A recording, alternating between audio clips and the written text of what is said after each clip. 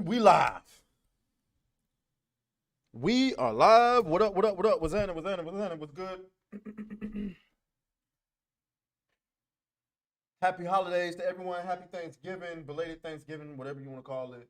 We are live. Hold on, let me get my mic in the right place. I'm over here entangled. Oh, Jesus Christ. It amazes me how much I could fix shit before I get started. But don't do it because I'm over here dancing to the music. Okay, so what we got? What we got? Shout out to Cult Classic Cage over on Kick. Shout out to Jessica who was in the chat earlier. Shout out to Rocky the Black Dragon who's in the building. Sony Turner says he can watch for an hour before SmackDown starts. Ooh, it's been a minute since I've seen SmackDown. But I appreciate you for stopping by. What's going on, ladies and gentlemen? Didn't do a stream yesterday because obvious reasons, holiday. We got a few things to talk about today, but before we get started, how y'all feeling? How was y'all holiday? Make sure you're liking the stream. Make sure that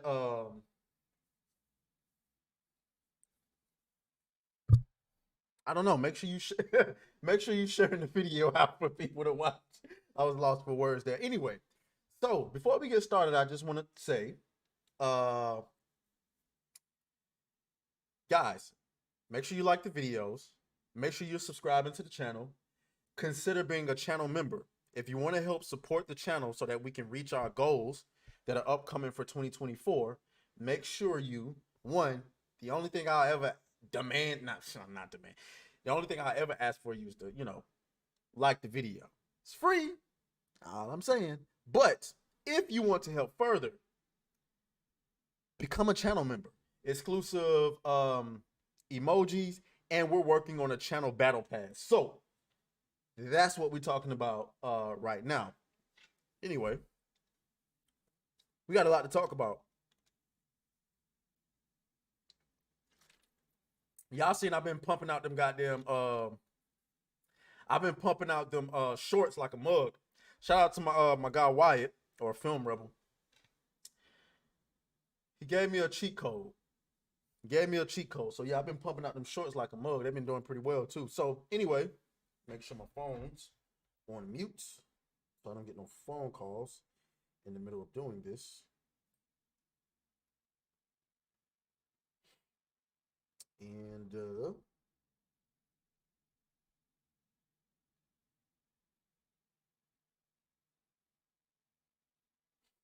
all right, so let's get it.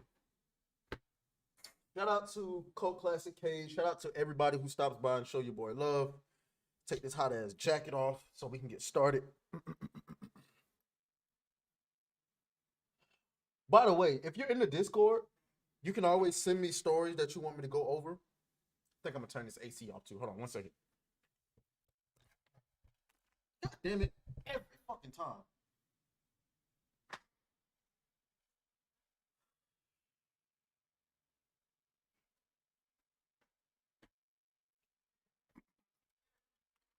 Shit. All right, yes, ladies and gentlemen, I keep the AC on during the winter time, for the record. But in this studio, there's like a vent like straight ahead while I'm sitting here. Some kind of cricket. Is this some kind of cricket to you?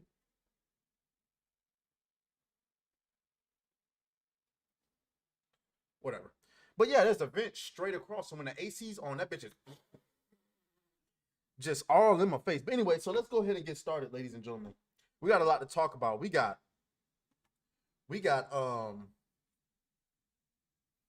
Green Lantern, Silver Surfer, Scream 7, Jamie Foxx, Dave Fioni, however you say his name.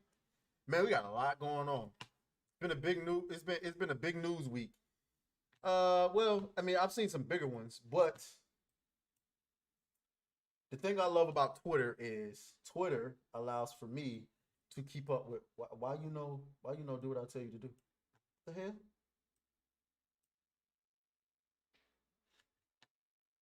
Why is it every time that I start streaming, Shit start acting stupid.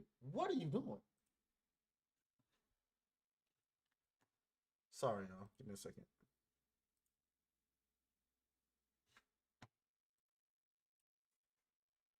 Are you bugging me? Are you tripping? Like there's no way.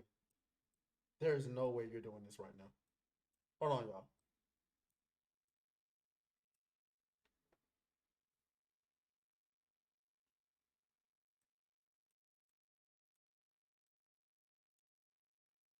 So what I'm trying to drag a window over to my other monitor here, and it won't drag. It drags for like a centimeter, and it just won't. I'm so confused.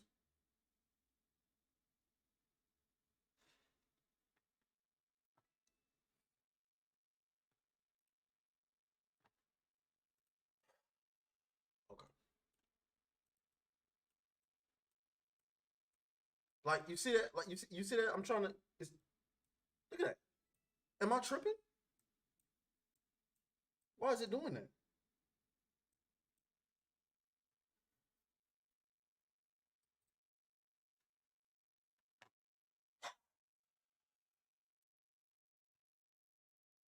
I don't know what to say. Give me a second, guys. How do I?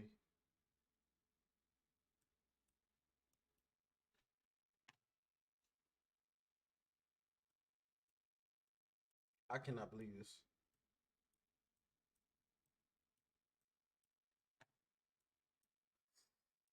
I've never seen anything like this.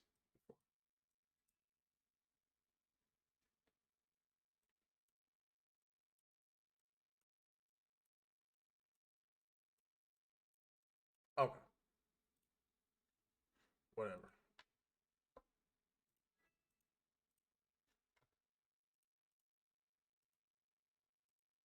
Bear with me. We do it live. What is going on?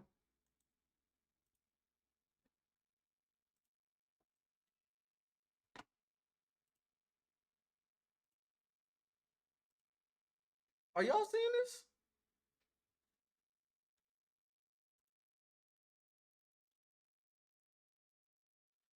I'm trying to open up my history, but it won't do it.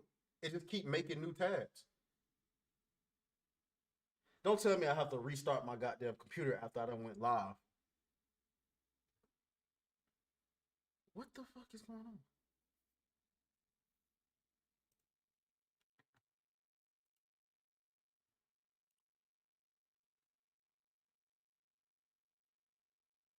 Okay, you know what? Fuck it. I'm just going to whatever. Whatever, bro. Okay. So where we gonna start? We're gonna start. Okay, so let's go ahead and do an update. Jesus Christ. That really just killed my mood for this stream. Thought I was ready, and then you turn around and shit start acting retarded. All right, so I just want to give a quick little update on the Diddy situation since last we talked. Remember last week when we talked, Diddy was facing allegations from Cassie, and I just wanted to address this really quick because there's been conversations on Facebook, Twitter, all of this stuff, and I just want to address this. So last we spoke,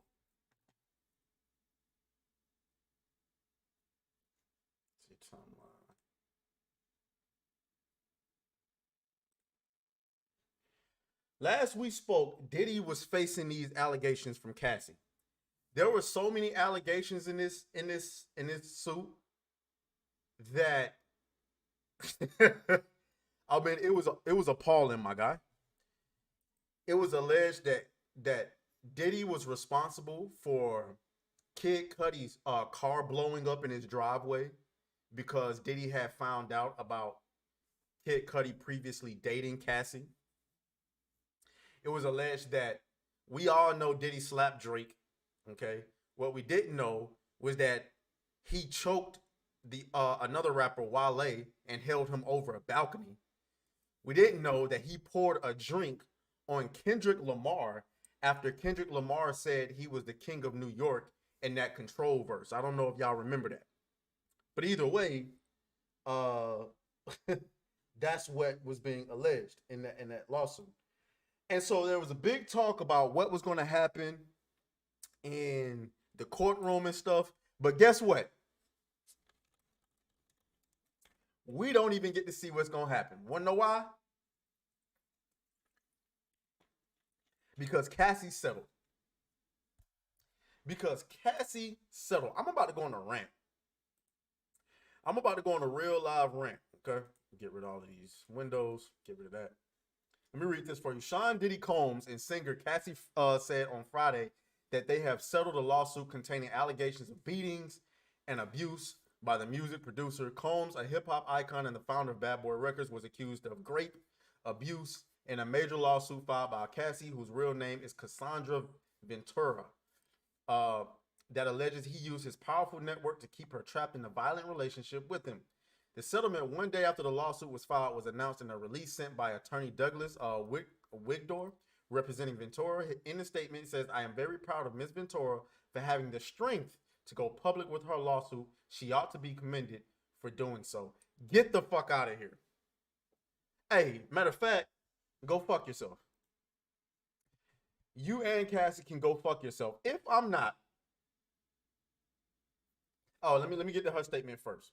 In a statement reported by NBC News on Friday, Cassie said, "I have decided to resolve this matter amicably on terms that I have some level of control. I want to thank my family, fans, and lawyers for their unwavering support." Go fuck yourself. Go fuck yourself. Hold on, let me see.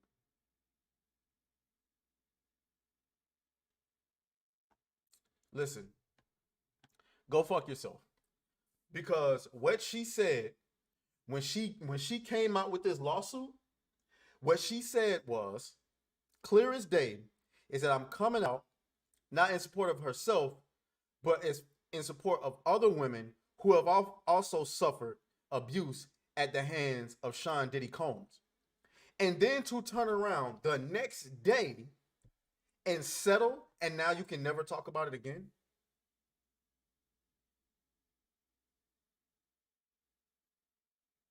But you told us you wanted justice. And then you got all of these women on social media talking about, oh, she hit him where it hurts in his pockets and all of this. If you don't get the Sean Diddy Combs is nearly, if not yet, a billionaire. You think that little $30-50 million is gonna do anything to his pockets? No. Now, instead of going through the court system to figure out what he did, guess what?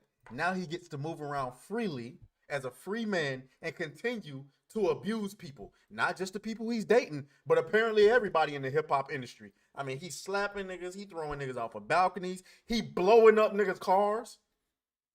Hello. Allegedly.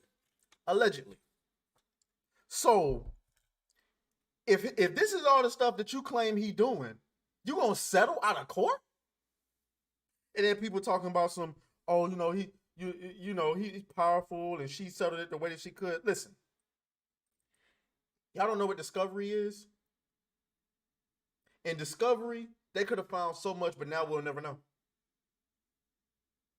But y'all want to talk about believe in women and all of this stuff? Nah. First of all, I believe the allegations. Don't get me wrong. He settled the next day. Let's keep it a bean. He did settle. But I just have, this is why, when it comes to these allegations, I don't believe nothing. I don't believe nothing until you show me something. Or it's not that I don't believe anything. It's that I cannot take you seriously. You were money hungry. You were money hungry.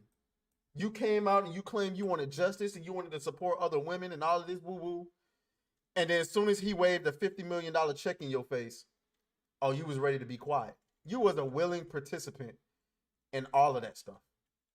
Which brings us to our next celebrity facing allegations.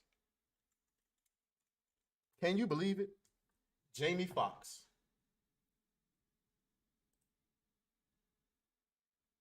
Jamie Foxx. Apparently, now he facing some Me Too allegations. I mean, come on, man. Well, shout out to Words of Paradise, who's in the building. Let me go ahead and get you with the. Hold on, really quick, because I gotta make sure my sound is right. Let me make sure I get you. Nope, it wasn't right. Let me get you a Don DeMarco, sir. Don DeMarco. My headphones. But yeah. So I haven't read anything on these allegations. I just saw the headlines and I figured I'd save it for y'all. Let's see what we can find out. Remember, Jamie Foxx just got out of a health crisis. You get out of a health crisis, you think you're gonna go back to your career, and then boom. Allegations. You can't make this shit up. You cannot make this shit up. Speaking of, I wonder why hold on.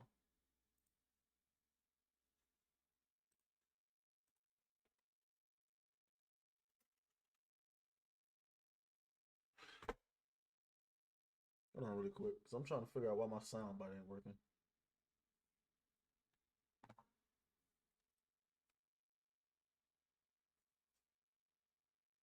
That's probably why. Okay. All right.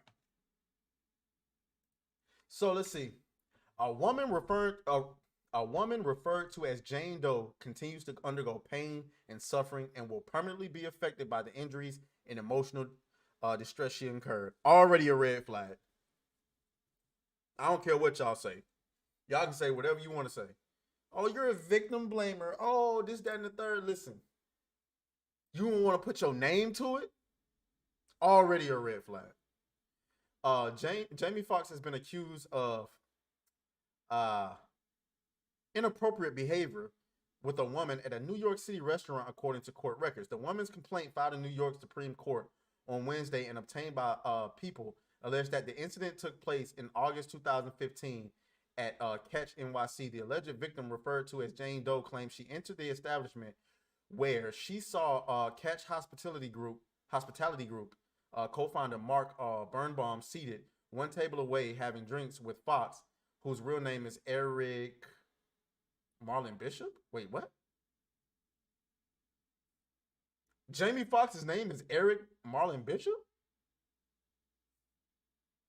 Oh, Doe alleged that at approximately 1 a.m., she and a friend approached Foxx's table to ask for a picture with the Academy winner. She claimed he replied, "Sure, baby, anything for you," and proceeded to take several photographs. In the complaint, the woman alleged that Foxx seemed intoxicated. She claims the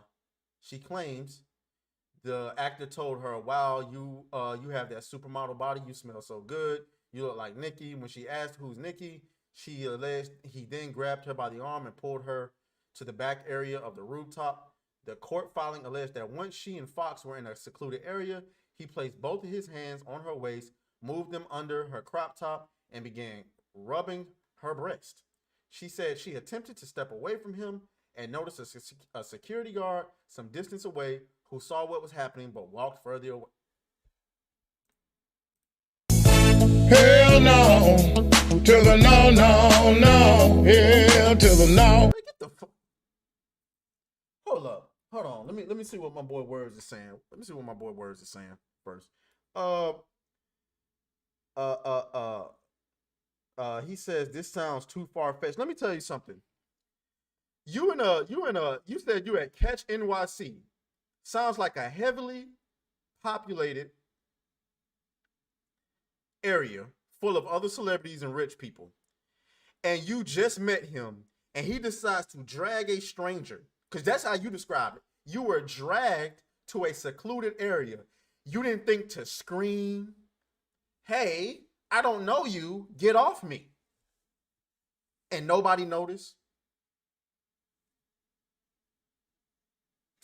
Man. Why the fuck you lying? Why you always lying?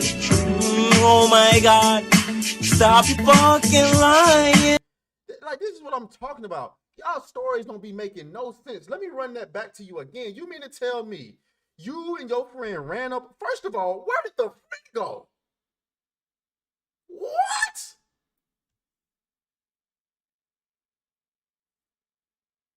So you mean to tell me you walked up to Jamie Foxx with your friend, asked for a photograph. He said, "Oh my God, you got a supermodel body," and then grabbed you by the arm, dragged you through an area full of people to a secluded area. You didn't scream. You didn't say, "Oh my God, leave me alone." You what? Like, what are we talking about? Let's continue reading. Maybe she clears this up. She said she attempted to step away from him and oh no, I read that part.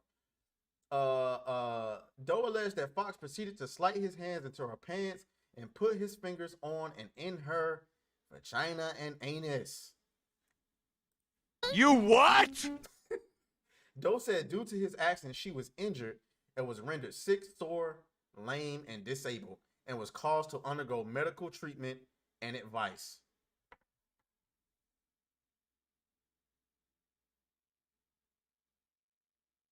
So basically, you're saying a man permanently injured you because he stuck his fingers in your bonus hole.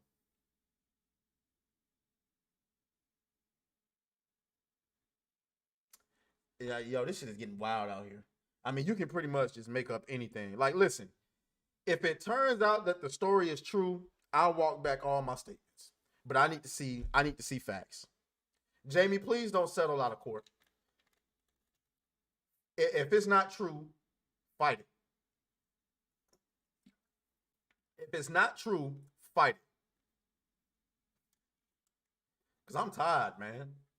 I'm tired. Every time you turn around, it's new allegations. The Diddy situation, all right, I'm going to give you that. I ain't going to lie. I'm going to give you that one. I believe those allegations. But this right here, man, get the fuck out of here, man. I don't, man, if y'all don't go to hell. What's really going on is She belongs to the streets. that's what's really going on. Anyway, and again, I gotta ask the age-old question: why didn't you go to the police? Why you not go to the police? You would think, as a woman, I was just sexually assaulted by Jamie Foxx, one of the biggest actors on the planet, who has money. He just assaulted me. My girlfriend is over there. Apparently, she disappeared. I don't know what that was about. In front of all of these people, around all of these people, not in front of. All I got to do is go to the police, file a report. I get paid. Well, here we go. Whatever. We can move on. Hold on. Let me see. Did she ever explain where her friend went? Did she ever explain that shit?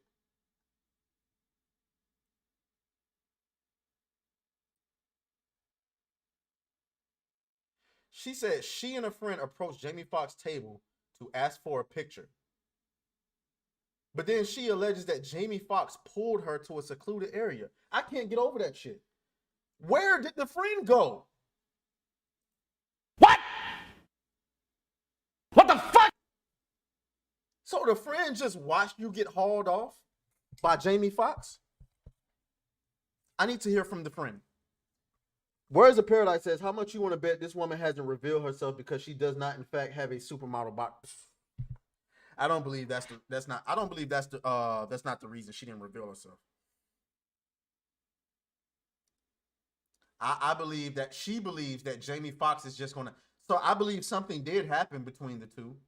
But see, I think what I believe is a lot of women come into this situation knowing that even though they cannot technically prove it wasn't consensual, they also believe that he can't prove that it was consensual. So in their mind, what they're hoping for is that the lawyer of that celebrity just settles. Like, listen, I can't prove that this wasn't consensual, but you can't prove that it's not consent. Wait, let me run that back. As a woman, I can't prove that it wasn't consensual, but you can't prove that it was consensual either. So you might as well just settle. Because nobody wants to go through discovery. I'm telling y'all, discovery is a beast. You saw what Johnny Depp had to go through with discovery. You found out all type of stuff about Johnny Depp. Johnny Depp was just willing to take that sacrifice to save his name, and I agree with that. But depending on who you are, I think Johnny Depp's skeletons in his closet was nothing compared to what you would find in somebody like Diddy, right? Which is why he immediately settled. Like, I ain't going through no discovery. Damn that. So in this situation, she doesn't want to reveal herself because she knows she's going to get blowback when the story turns out to be bogus. But she's hoping that he settles anyway. Shit is ridiculous. If you make allegations like this, you should have to face the public. Okay? Word says, I'm just saying it would blow her whole story. But then they just say she probably gained weight or some shit. Common Jamie Foxx had small hands. He can't disable nobody. He said he got small hands. I mean, that's crazy to me. She said she's been rendered disabled because a nigga decided to double dip and stick his fingers in the bonus hole and the butthole. Come on, bro. Who's believing that? Who's believing that, bro?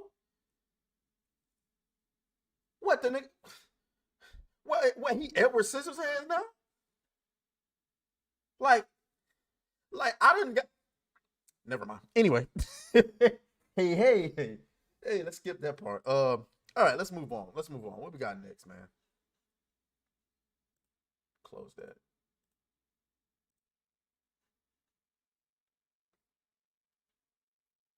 You know, I want to go ahead and go over this. We can go ahead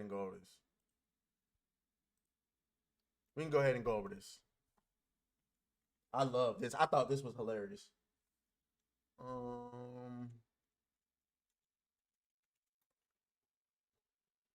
Let's get us 2 windows with Twitter. Okay. So.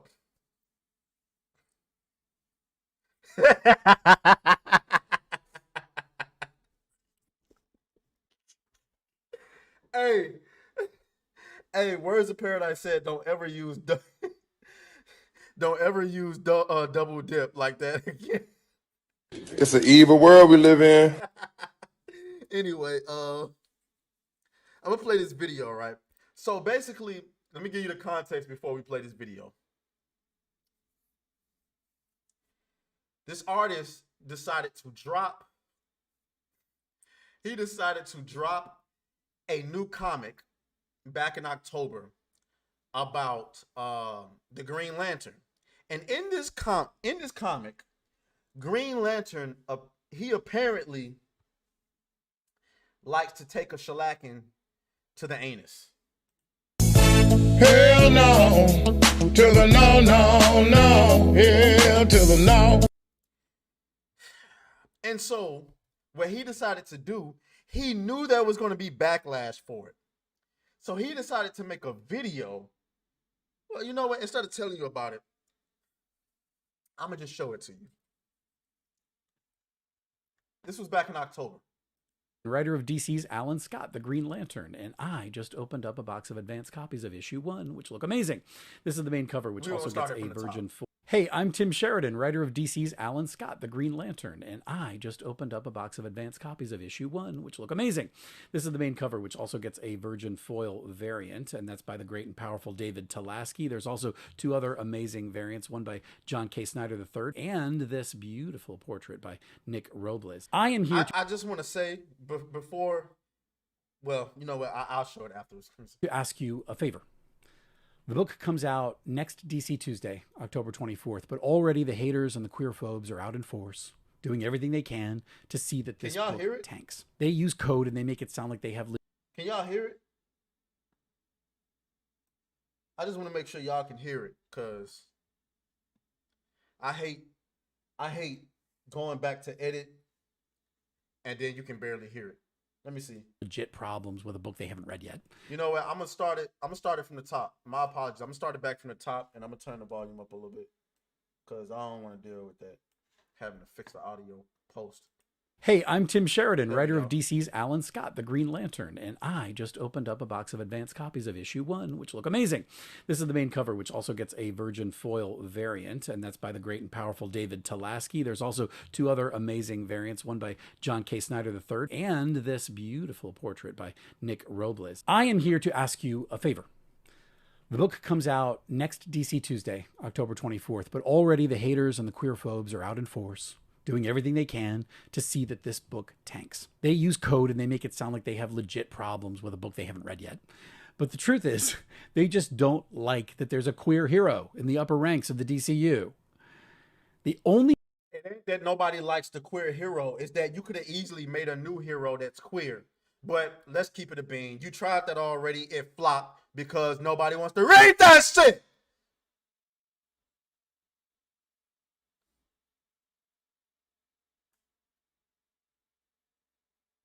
The only way we can shut these people down is to make this book an undeniable success. The only way to prove to all the big publishers that there's a huge market for authentic stories about LGBTQIA plus characters and that these stories are for everyone is to buy the heck out of books like this. This one's only 6 issues and each one has a few variants. So I'm asking, if you have the means, buy them up. Buy extras to give to people you think really need to read it. Now you might say this sounds like a great way for Tim Sheridan to make a bundle in royalties. Well, no, I won't make a penny because every single royalty I receive from these 6 issues will go straight to a charity that's very important to me. Why the fuck you lying? Why you always lying? Oh my God, stop fucking lying. Motherfucking, he trying to get royalties. Don't. And that I've supported for a long time the Elton John AIDS Foundation, which works to prevent HIV stigma and provide compassionate care for all communities. I am asking you to join the Corps.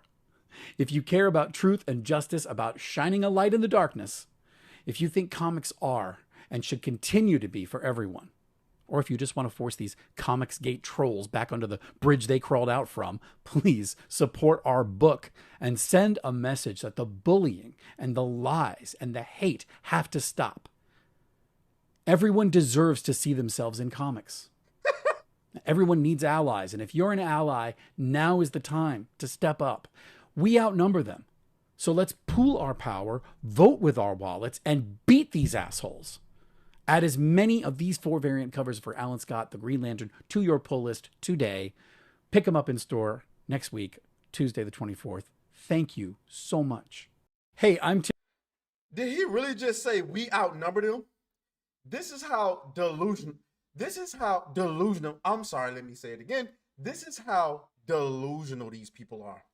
He really think. No, that's cap. That's cap.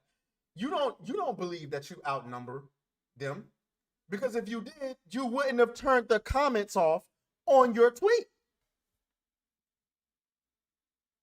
Well, let's find out. A month later, gay sex-filled Green Lantern comic book is dead on arrival after fans reject it and sales fall flat. Holy.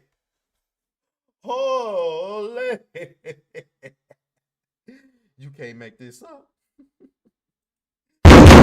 Oops, wrong sound. You can't make this up. It's an evil world we live in. Let's go ahead and see what the post millennial is talking about. If I'm not mistaken, that's Tim Pool's. Is it Tim Pool or is it the Quartering? I think it's Tim Pool. The Quartering is Republica. That's what. Yeah, that's the Quartering. All right. In October, author Tim Sheridan urged people to pick up a copy of his latest work, a Green Lantern reboot in which the DC superhero has sex with his boyfriend, getting his back blown out, bareback, ugh, hairy and muscular and ugh. Despite his pleas, the comic appears to have struggled to gain favor among readers. Holy. Oh my God! Come on, sir. Sony Turner says he sounds like he plugged himself into the story, pun intended.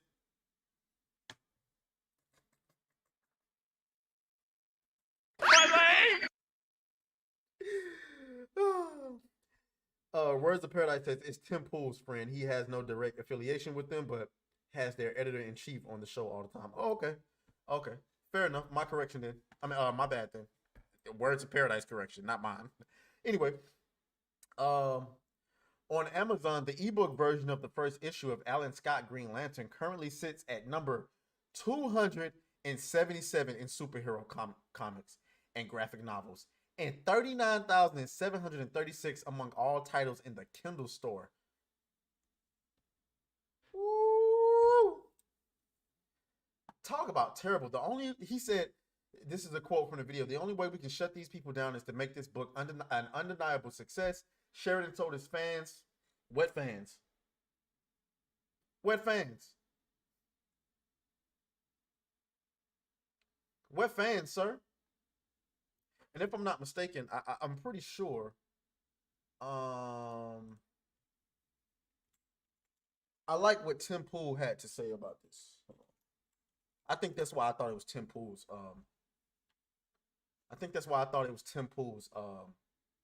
Whatchamacallit. Let me see.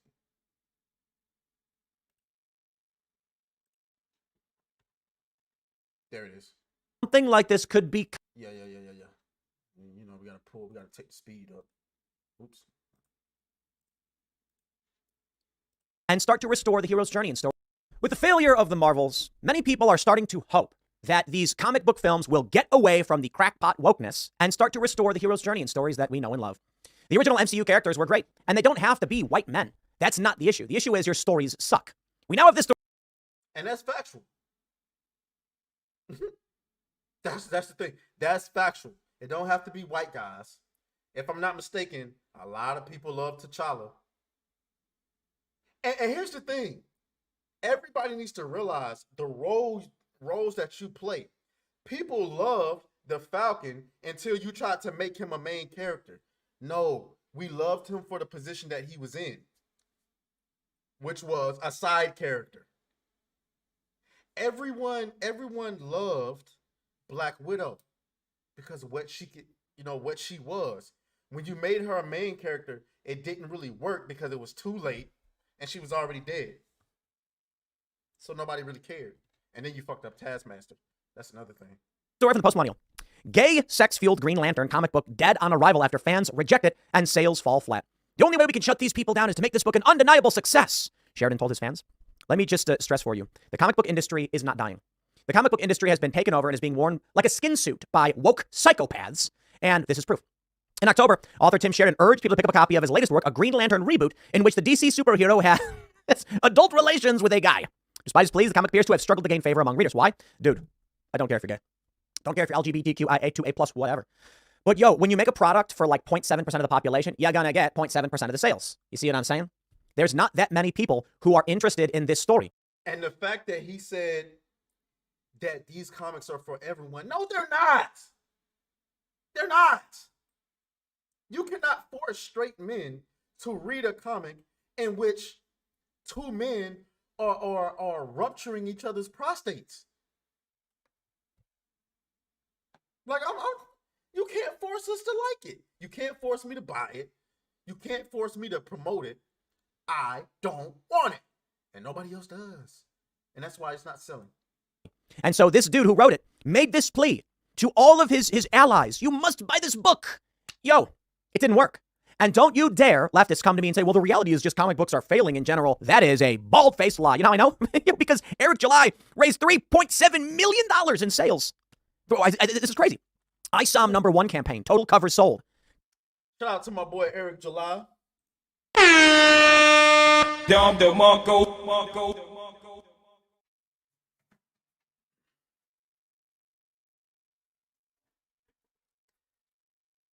Had to come show my boy some support. You can barely see it because I got the good cover too, baby. I ain't even opened it yet. You wanna know? Because it's so beautiful. It's so beautiful. I'm scared to open it. I'm trying to show it to y'all without the glare, man. Well, anyway, but god damn it, get out the way, glare. Anyway, you get the point. I mean, that thing is shiny. That thing, I'm scared to open it. I think I want to go and get a regular copy of it so I can read that and frame this. Yeah, I'm gonna frame that. Yeah, okay. I mean, this thing is aluminum or foil or whatever it is. It's beautiful though. It's beautiful. That bullshit is some bullshit. Shout out to Eric July. Cover A, 27,000. Cover B, 17,000. Cover B, 18,000. Campaign goals, 100,000. Total sales, 3.7 million. However, I will say, though, this is a little bit of bending of the truth. And this is why I say even the right can be guilty of trying to bend the narrative a little bit. This is ISOM number 1. ISOM number 2 didn't explode like 1 did. And now Alpha Core is out. And it did $1 million in sales, which is still pretty good. Better than what the rest of the industry is doing. But I love how he went back and he went back and pulled ISOM 1 numbers. 42,926 total purchases. Now, I'm not going to sit here and pretend that 42,000 sales is like where comic books used to be or anything like that. But the reality is, how is it that our good friend Eric July is receiving resounding success and notoriety? People are cheering for it. His company is expanding. Meanwhile, the legacy icons are failing. Look at this. It currently sits at number 277, this comic, and at 39,736 among titles in the Kindle store. That is just a failure. Now, we all know about Gay Superman. They released this, and where do I have this? Right here. I don't know Sandra Rose's, but I thought this was a good title. Gay Superman comic book canceled due to abysmal low sales. And there it is. Superman got canceled. You thought it was going to work with Green Lantern? Man, y'all better wake the fuck up out here, man. Y'all better stop playing out here, man. Shit don't work. I wonder if he had anything to say about his poor sales. Calling all Green Lantern fans. Today's episode is about Alan Scott, the iconic Golden Age Green Lantern. And guess what? Writer Tim Sherrington joins us. Those who fail to learn from geek history are condemned to repeat it, which is why I'm going to listen to this again. What else did he have to say?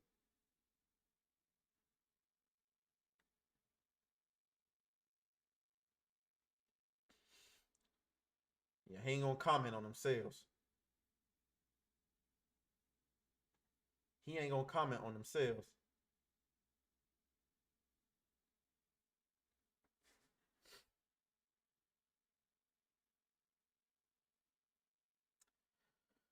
All right, so we'll hop off his neck for a little bit. Okay, because we got a lot more to talk about anyway. Holy. All right.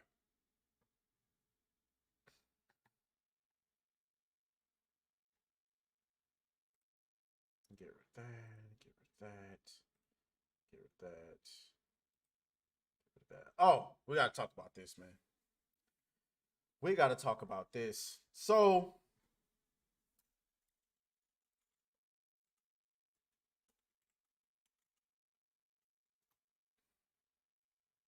I have been wanting to talk about this all week.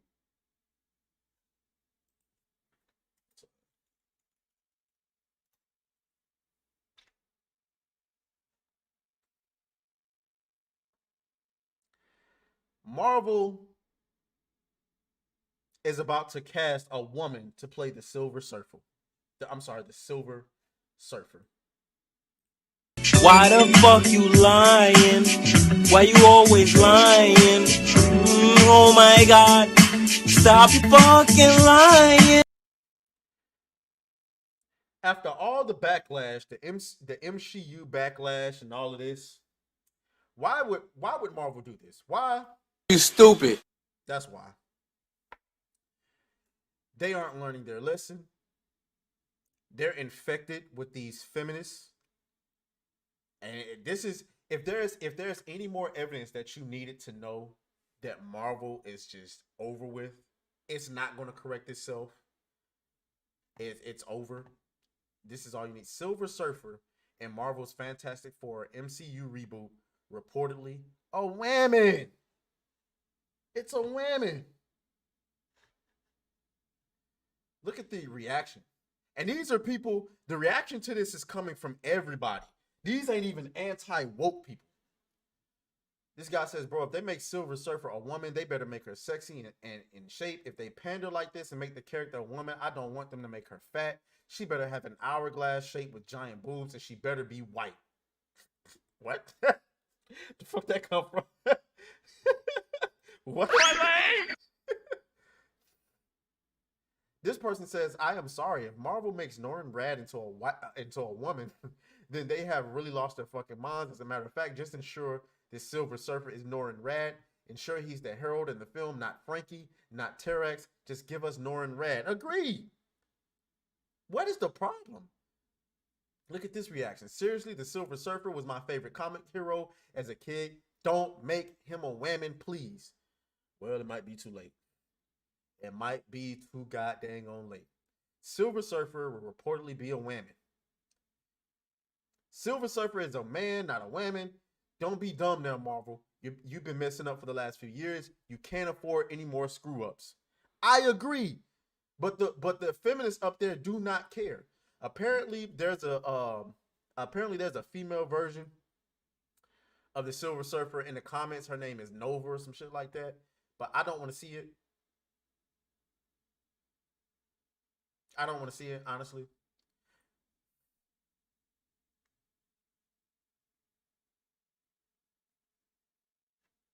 I know they going ham in this dude's comments. I don't follow him, but I always see his comments. This person says, "Hear me out, though." No. Just make the Invisible Woman sexy and we're good. I don't need a female Silver Surfer. I want Norrin Rad, bro. Stop playing. After the last Guardians of the Galaxy movie, there's really no need to watch the MCU anymore since all the originals are pretty much done. Bro, I'm dead. I'm fucking dead. I am absolutely dead. Big Shirley. I'm addicted to the good life. Yeah. Lead the way. This person says time to get a bigger surfboard. Man, go ahead on, bro. I'm lost. This had me lost for words. And then because of the rumors,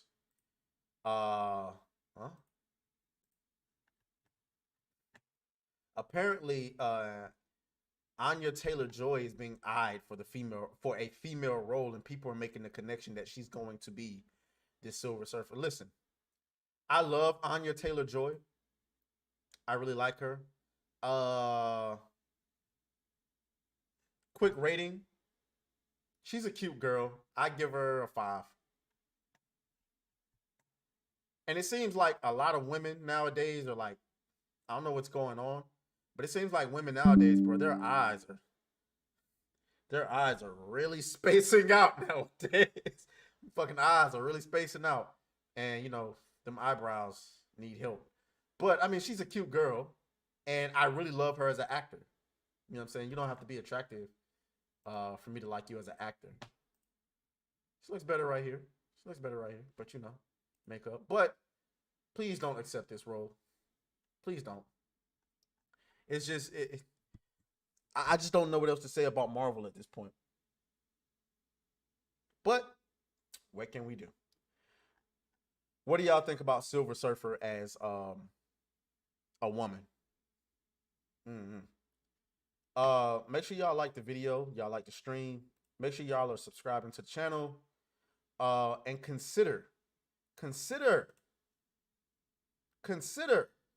becoming a channel member to support the channel. Okay. All right. Now we got to get into a touchy subject. We got to get into a real touchy subject. Recently, I think this is how you pronounce her name, Melissa Barrera. I'm sorry if I'm butchering that. Hold on, before I even get into it. Words of Paradise says women actresses' eyes spacing apart is because of evolution. They're getting to the point they can read both pages of the script at the same time. Dom DeMarco. My guy. Yo. Okay. Okay. All right. So, Spyglass, the studio behind the Screen films, has released a statement on the firing of Melissa Barrera for speaking out about the genocide happening in Palestine. They said, "We have zero tolerance for anti-Semitism or the incitement of hate in any form, including false references to genocide, ethnic cleansing, Holocaust distortion, or anything that flagrantly crosses the line into hate speech." I want to reiterate to y'all, I know next to nothing about Gaza. Okay? Not educated. I ain't chosen no sides. You know what I'm saying? I'm not pro-Israel. I'm not pro-Palestine. I'm not educated enough. I got a general idea, but not educated enough to take a stance one way or another. I just want to make that very clear. I'm just following the stories behind people who know more than I do. And apparently, what I've noticed is, I'm not going to say which side, I've just noticed if you speak out against one side, it's career suicide. But if you speak out against the other side, everybody else just moves along like nothing happened. That's all I'm saying. Again, I don't favor one side. I'm just noticing. If you speak out against one side, you might as well pack it up. This is what she said on, I guess, Instagram. She said on Instagram, "I have been actively looking for videos and information about the Palestinian side for the last 2 weeks or so, following accounts, etc. Why? Because the Western media only shows the other side. Why they do that, I will let you deduce for yourself. Usually the algorithm on social media gets the gist. Well, my Discover page on IG will only show me videos showing and talking about the Israeli side. Censorship is very real. Palestinians know this. They know the world has been trying to make them invisible for decades." Well, that was enough for Spyglass to say, "Nope, you up out of there." This person says, "Wait, Melissa Barrera was fired from the Scream sequel for sharing the Jewish Currents article written by Raz Siegel. He suspected, whatever. I don't know why I say that one. I love what this person said. This person said, "This industry is a safe place for pedos, abusers, groomers, racists. But Melissa Barrera speaking up about an ongoing genocide is where y'all draw the line. Nah, fuck anyone who shares this mindset. I hope all Zionist organizations burn down. Fuck the industry. Free Palestine." I just want to make sure y'all understand, this was a tweet that I thought was interesting. I don't take a stance one way or another. So they fired her from the movie.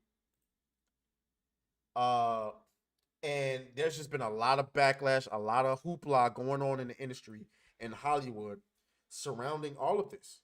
Okay? Surrounding all of this. Firings, finger pointing, and feelings of betrayal are playing out across Hollywood as the industry wrestles with raw emotions aroused by the eruption of violence in the Middle East. We're going to come back to this article. Tom Cruise showed support for his CAA agent, Maha Dakhil, after she was made to step away from leadership roles at talent agency CAA because she reposted an Instagram story in support of Palestine. You see what I'm talking about? You show any sort of dialogue in favor of one or out against one side or in favor of one side, you get wiped off the planet. Y'all gonna wipe Tom Cruise off the planet too? Now, there was also a story. Jenna Ortega asked her agency to end her contract with the Scream franchise after Melissa Barrera was fired, says Entertainment Tonight. But this was fact-checked by Community Notes. There is no Entertainment Tonight article reporting this. Rather, many reports, including from Entertainment Tonight, state that Ortega is dropping out of Scream due to scheduling issues with season 2 of Wednesday. Get the... Why the fuck you lying? Why you always lying? Man, listen. Every time there's trouble afoot where a actress or actor wants out, it's always scheduling conflicts. Nah. She just said, nah, you gonna do my girl like that? Y'all the ops. Y'all are the ops. And you know what? I've become, since I told you I had to apologize to Jenna Ortega because I made a video. I thought she was a raging feminist. I was wrong. But Jenna Ortega, she's low-key based. And like she with all the shits. And you know what? You know,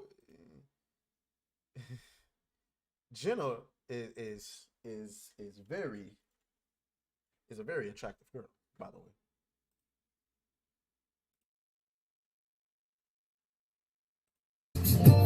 Let me suck them titties, baby. I'm just saying. But yeah, so and this is, it's not like it's not like I just find it funny. As soon as they fire Melissa, all of a sudden Jenna Ortega is out, and it's because of scheduling conflicts. Man, who y'all think y'all talking to? Who y'all think y'all talking to? And so now Scream 7 faces a full creative reboot after losing Jenna Ortega, Neve Campbell, and Patrick Dempsey on the wish list. You can keep it. You can keep it. You can keep it. And I saw varying opinions on this. I saw that the quartering was like, oh no, you know, they get what they deserve. I bet they celebrated when Gina Carano. But listen, I like I said to y'all, like I tell y'all all the time, I am a fan of nobody. I'm a supporter. There's no way that I'm gonna be like, oh, because you know you was whatever. There's no way. I don't take that stance. You know what I'm saying? But you know, congratulations, Scream 7 is gonna flop. Jessica Reloaded says the new studio is fire. It's not even finished yet. That's the funny thing. It's not even finished yet. You get what I'm saying? Like, matter of fact, I'm about to send you something right now. It's not even finished.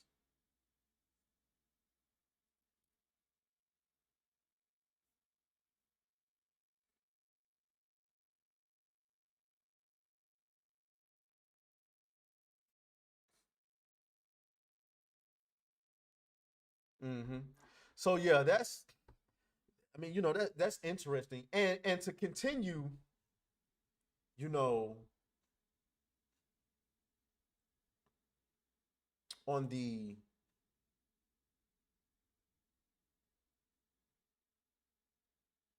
whole thing. I mean, like I said, this is a very touchy subject, so I want to be careful with my words.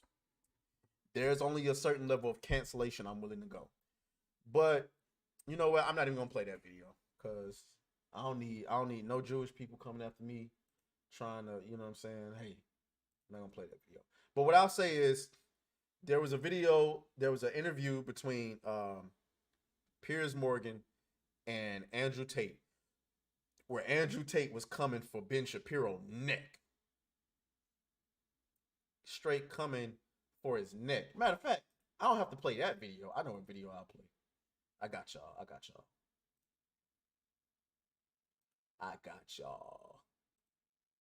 Where is it?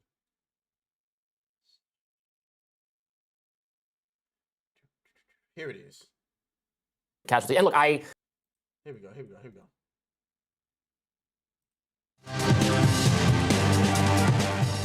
In a conversation with Piers Morgan, self-proclaimed toxic masculinity king Andrew Tate laid into Ben Shapiro, accusing him of being a warmonger. Let's watch.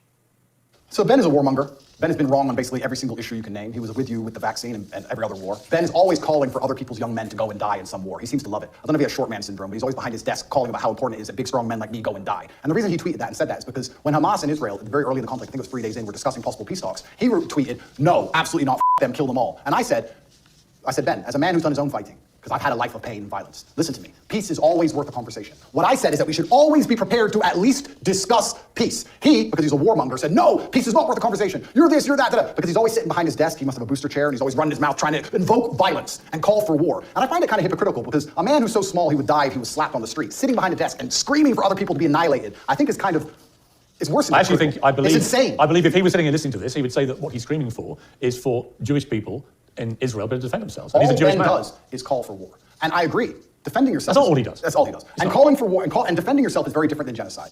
Shapiro also appeared to be the target of a jab. Oh, not only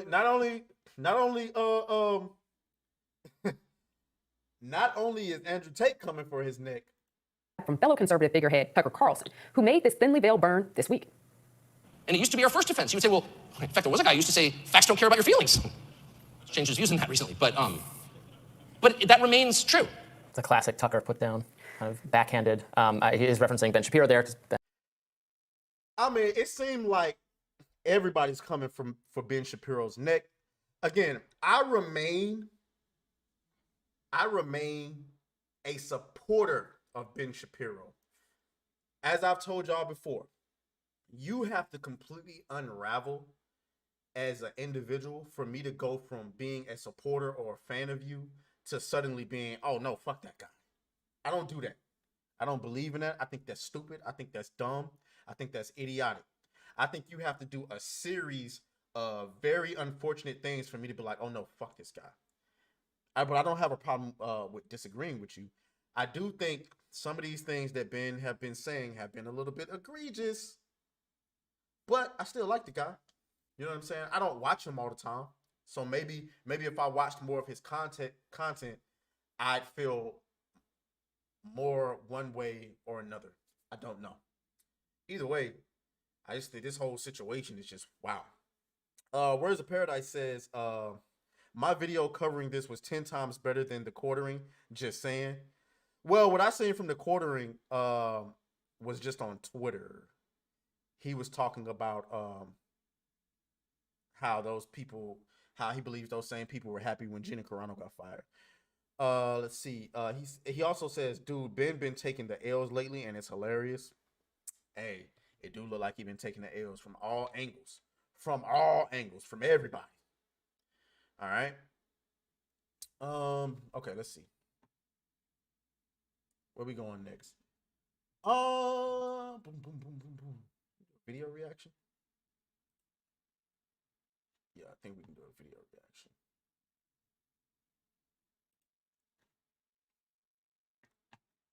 We can get rid of that one. We already reacted to that.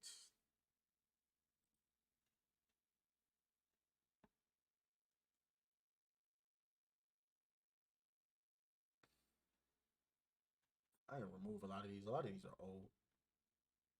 And we'll come back to video reactions later. I'm gonna react to some small stuff. Bookmarks. Throw that out. What do you mean? It's been deleted. Okay. Get rid of that. Who cares? Should I talk about the Tim Pool situation? I think I'll save that for something else. Okay, I guess we can get into Dave Filoni. No, I want to talk about this. Just a quick talk about this. Okay. I ain't gonna lie. This one hurt my heart a little bit. The Knights of the Old Republic. The fuck was that?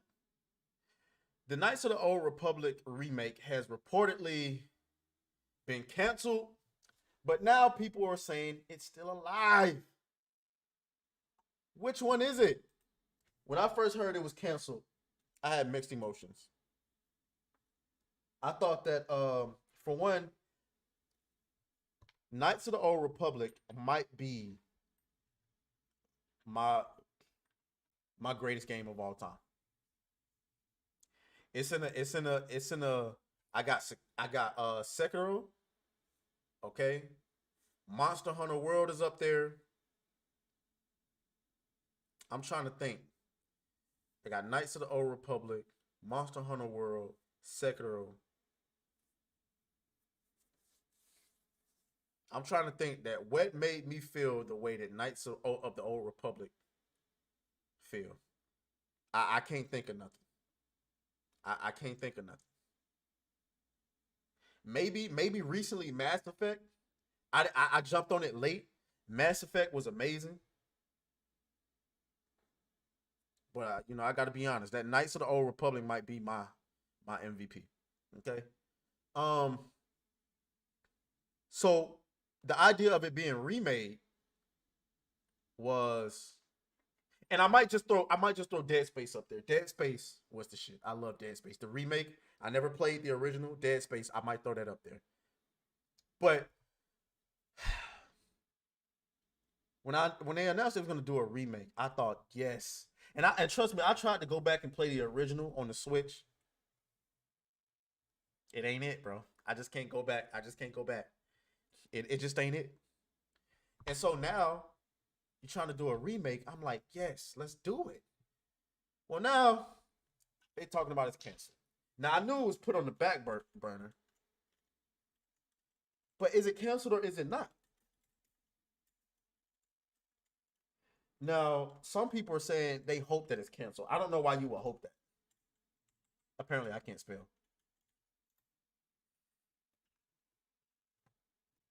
See, conflicting reports. Knights of the Old Republic is reportedly no longer worked on.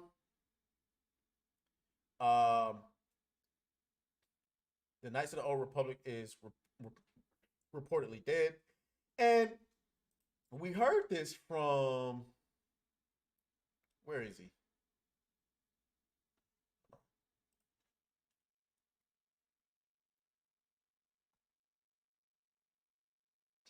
Get rid of that. Where is he? We can get rid of that.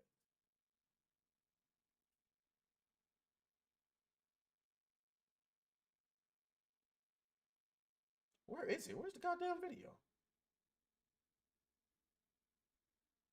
Okay, so apparently I lost the video.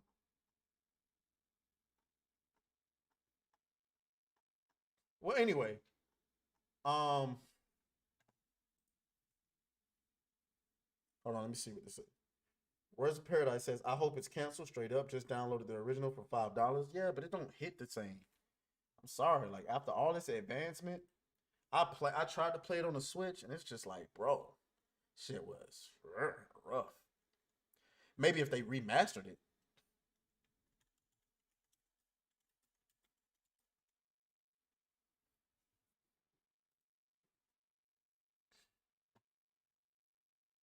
Okay. So here we go.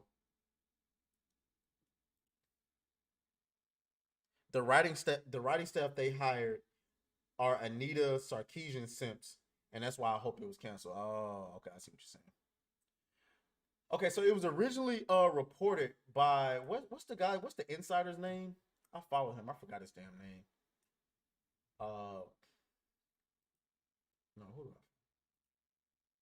I never forgot his damn name. He's like an insider, and he's normally accurate. What's his name? Shit. I know I follow him.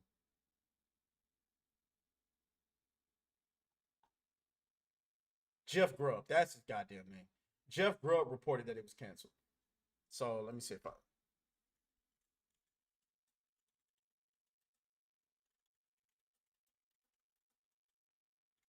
I don't know how I lost the video.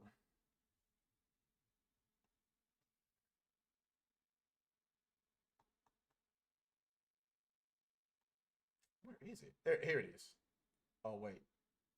Nope, that's not the clip.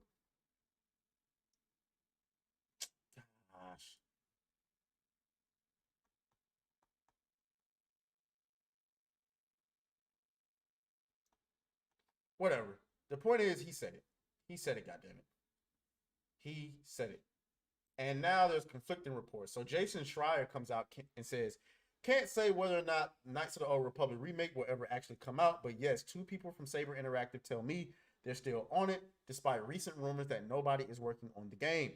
Saber took the project from Aspire last year, as Bloomberg reported then. Now, there was like rumors, because remember when it was announced as a PlayStation exclusive. Now you would wonder why. Why would a game that has a legacy of being on both platforms suddenly decide to go with just Sony? Why would you do that? Why would Disney agree to that? Wouldn't you want that game to be in as many hands as possible? Well, the rumor is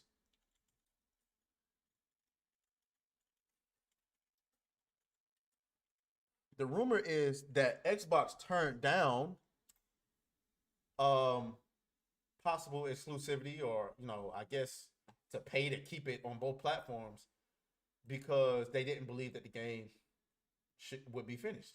Let me see. I know it was a rumor.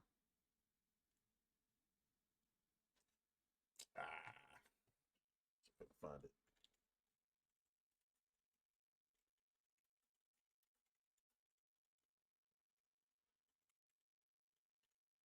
Bro, why can I not spell?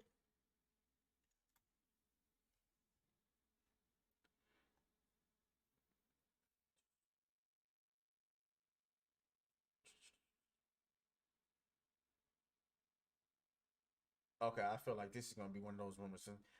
I thought I saved it. I hate when I think I save things and I don't. I don't know. Either way, I hope that the game gets saved. I hear what Words of Paradise is saying about the writing, but as I've told y'all before, I just think that the video game industry is full of woke morons anyway, and beta males. So I mean, what? Even if they fired all the writers, they're just going to bring in some more left wing goofballs. I mean, I thought the God of War writers were pretty woke, but they gave us a really good game. I think the Spider-Man writers were pretty woke, and they gave us a pretty decent game. There were some things that we obviously didn't like, but I mean, at the end of the day, if I can play Spider-Man 2 with all the garbage that went on in that, I mean, hey. Now, if the story is trash, and the thing is, I would assume because it's a remake, they don't have to remake the story. Could they change a few things? Sure, but it's there for them to keep. So I don't know. Let me go and use the restroom really quick, and then we can tackle our final story, and then we can go into some video reactions. I'll be right back.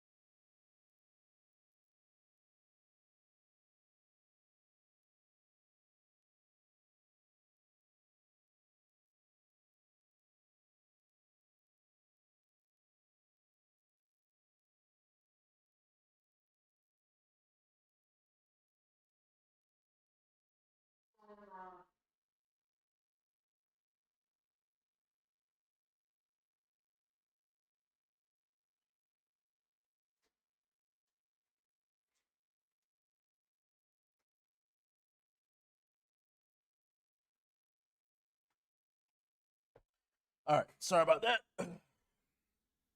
We back. All right.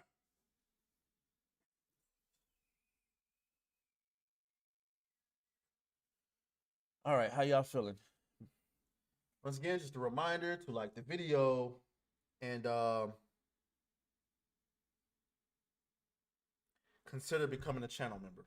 if you want to support the channel.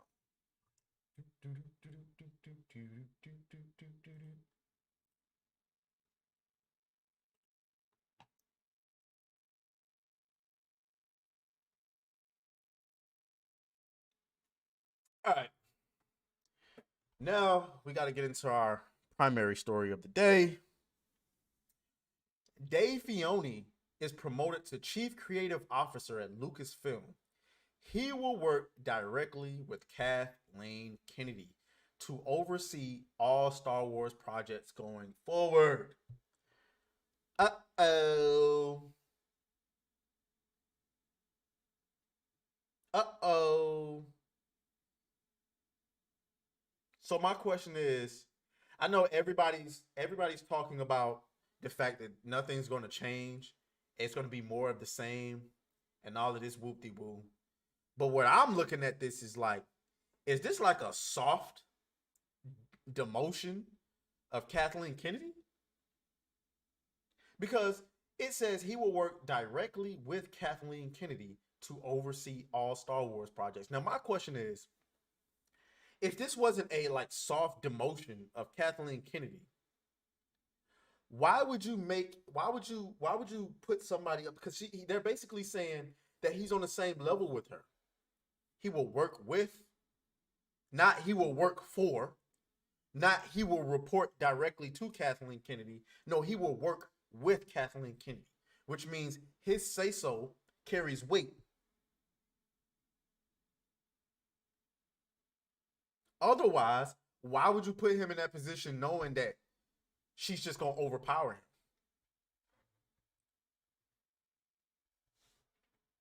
him? And then, is he really the guy to do that? Shout out to General Vague who's in the chat and get you another. Oh, sorry about that. Goddamn, my headphones that turned off for a second. Let me try that again. There we go. General Vague says, what does Kathleen Kennedy even do except make suggestions like, how about we put a woman in it and make her gay? I know that's goddamn right. It's hard to say. It's hard to say. I don't believe she does any writing. I believe she just comes in and say, hey, listen, I like your writing, but put a woman in it, make her lame and gay. And make sure that she looks like me when I was younger, because I wish I still looked like that. And speaking of the devil, Disney Star Wars is trending. I wonder why.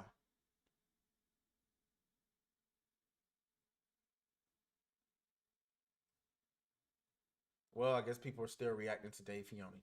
Here's your boy Ryan Connell. Get ready for Ahsoka to appear in literally every Disney Star Wars project from now on. It's wild to me how people try to blame Kathleen Kennedy for interfering when the Mandoverse is absolute dog shit, when all she's done is continue to promote Filoni over the last few. I don't believe it was her that promoted Dave Filoni, or however you say his name. I'm sorry. I don't believe it was her. I believe it was a mandate from above Kathleen Kennedy. Why would Kathleen Kennedy, a woman who has been at the top, answers to no one but the top of Disney, suddenly promote somebody to work with her and not for her? Maybe I'm getting this wrong. I don't believe it. Or I give you the other side. You could say that she was told she needed to find somebody to work with, and she decided to promote somebody she knew she could control. That could be it. I don't know, though. I don't know. Either way, we all know that Star Wars is a dead franchise. It's a dead franchise. And, you know, Ahsoka apparently didn't do that well. This shit is embarrassing. How do you kill... Guys, I want y'all to put this in perspective. Disney killed two of the greatest franchises of all fucking time. How do you do that? You stupid. How do you do that? Star Wars was the greatest franchise of all time, and they killed it. They killed it. And then Marvel became the most profitable franchise of all time, and they killed it, guys. Guys.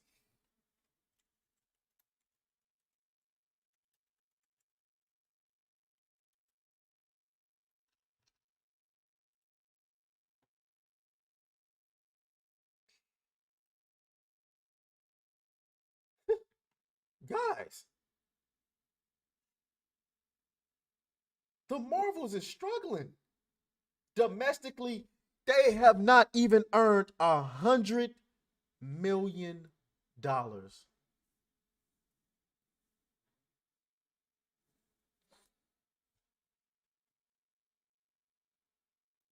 Oh my God!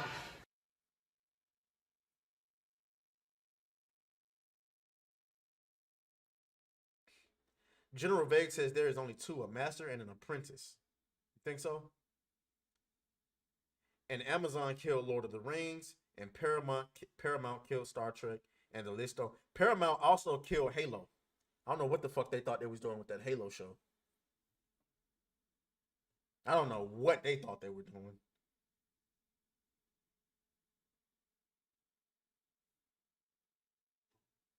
And Halo is very near dear to me. How y'all are fans of like Lord of the Rings and stuff, I'm a fan of Halo. These are all just expensive fan fictions as far as I'm concerned. You're right about that. How do you spend over $250 million on a movie and 2 weeks in? 2 weeks. It'll be officially it's been 2 weeks. And you've only made 167 million worldwide. Guys, they might lose, man. They are going to lose hundreds of Disney, man. And for y'all to have the audacity to have the Marvels do this bad, and you turn around and we're gonna cast Silver Surfer to be a whammy. Oh, okay. Another one. Okay. Another one. Another flop. Hit it again. Another one. Another flop. Another one. Another flop. One more time. One more time. Another one. Another flop. Fuck out of here, man. You can't make this shit up. You can't make this shit up. I wish the best of luck to Dave Filoni. But I don't, and it's messed up. I just want to say it's messed up. I was never as big on Star Wars as a lot of you guys. So I'll never begin to pretend.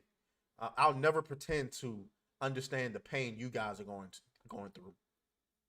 I'm a bigger fan of the video games. I played, like I said, Knights of the Old Republic. There was this old Star Wars fighting game that I used to love that was on the Xbox. I loved Battlefront and Battlefront 2. Are you kidding me? Are you kidding me? Obviously, Fallen Order, Jedi Survivor. I mean, like, these are the games that, that made me fans of Star Wars. The movies, I liked them, but not as much as y'all. Y'all was going to the movies dressed up as Star Troopers and shit. I was waiting for it to come out on bootleg. Mainly because we ain't had no choice, you know what I'm saying? But, yeah. So,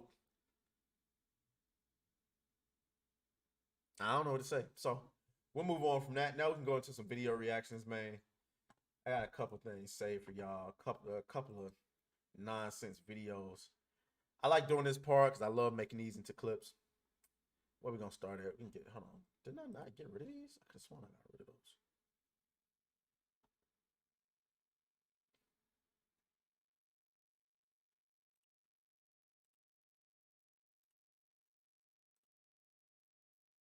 Damn, I didn't mean to get rid of that. Oh no.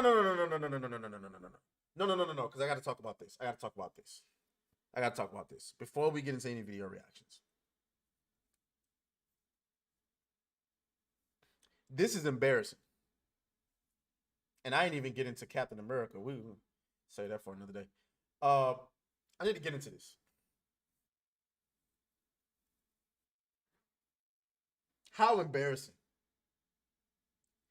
This is straight embarrassing.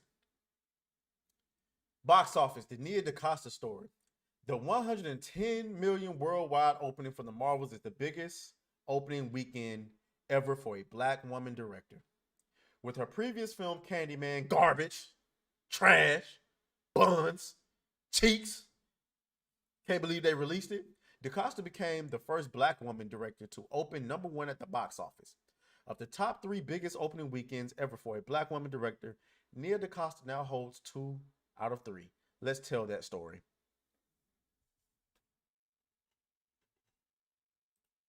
Why the fuck you lying? Why you always lying? Oh my God, stop your fucking lying. You know, this is more racist than anything. As much as y'all love to call people on YouTube racist and people on Twitter racist, this is more racist than anything. Because with the bar being so low for niggerdom, you want to point out the fact that 110 million is the largest opening for a black woman worldwide on a failed movie? Are you serious? That's the hill you want to die on? It's always you white liberal types. Ain't no black. I'm keeping it a big. Ain't no black people running around here talking about how much of a great accomplishment this was for Nia DaCosta. Candyman was garbage and it flopped. And this movie was garbage and it flopped.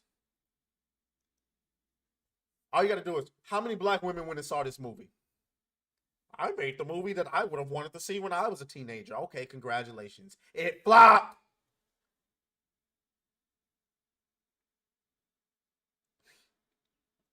This is embarrassing. Is the bar that low that we got to brag about a failure? And I'm asking black people too. I'm taking the benefit of the doubt, and I'm assuming that ain't no black people bragging about this. I don't see it on Twitter. I don't see it in real life. I don't see no black people bragging about this, because there's no fucking way that the bar is that low for us that we bragging about a flop. There's no way. It's these white liberals out here holding this shit up high like, oh my God, a black director. I mean, a black woman director. The highest grossing, bitch, it's flopping. Nearly $400 million spent on this movie, and that's not even accounting for the marketing. And it only made what? It's only making $167 million. This movie is flopping. Not only is it flopping, but Nia DaCosta allegedly, no, not allegedly, because she confirmed this, she left during post-production to work on another project. Remember, there was rumors that there was conflict between the girls on set. That's what happens when you let the... Don't get me started. That's what happens. Don't get me started. Y'all already calling me misogynistic, man. Go ahead on, man. Go ahead on. And that leads me right into, you know what? I am going to react to that video. I am going to... You can absorb light. Are women ruining entertainment? Yes. That's a resounding yes. They are. But we're going to watch the video. But going back to Nia DaCosta. Sweetheart, there's no way we bragging about this.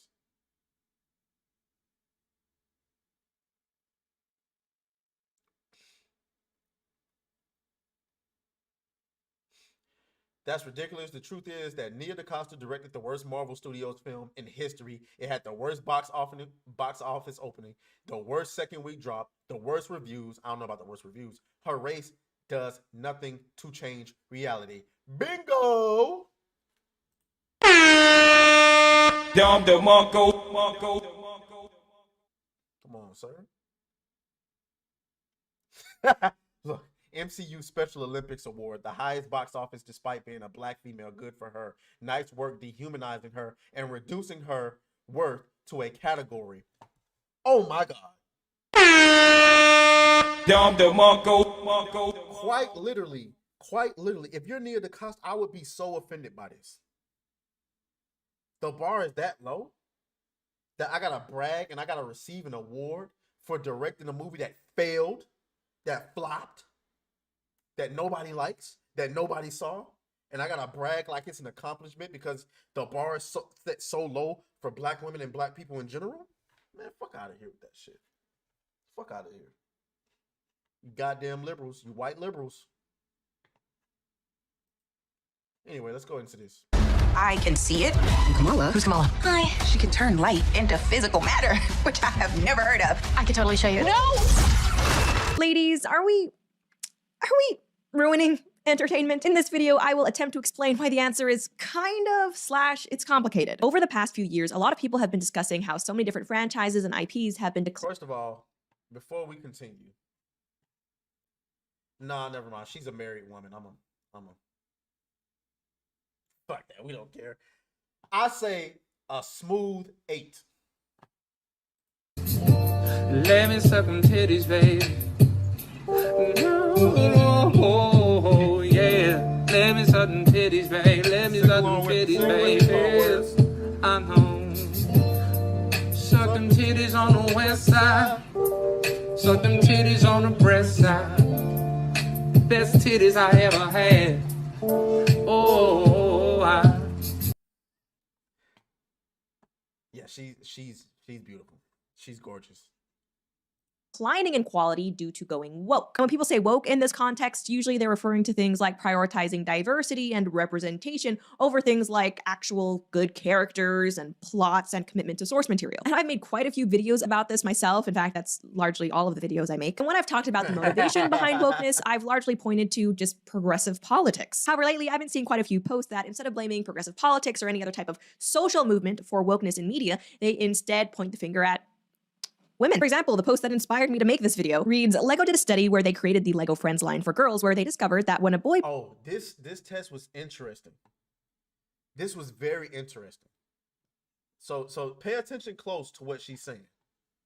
plays with a toy of a character, he tries to become the character, and when a girl does the same thing, she tries to make the character become her. So, Friends line for girls. For example, the post that inspired me to make this video reads, Lego did a study where they created the Lego Friends line for girls where they discovered that when a boy plays with a toy of a character, he tries to become the character, and when a girl does the same thing, she tries to make the character become her. So if you give a boy a Batman toy, he's gonna want to know everything there is to know about Batman, and he'll try to think and talk like Batman when he plays with the toy. The little girl, on the other hand, is gonna make Batman go shopping, bake cookies, and go to the prom. That's not to say there aren't exceptions on both sides, but that's the data that allowed Lego to finally get a foothold on the girls' market after decades of failed attempts. If you look at how women approach things like Star Wars or remakes of animated movies, is it any wonder that so many of them want to reinvent the IP either by feminizing it or changing the main character to look like them? Now, I haven't actually— That is fucking gold.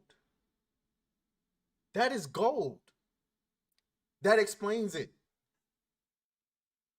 For those of y'all who didn't understand or maybe it was going too fast for you, basically what Lego found out is that when women play with toys, they try to make the toys in their own image do what they want the fucking toys to do.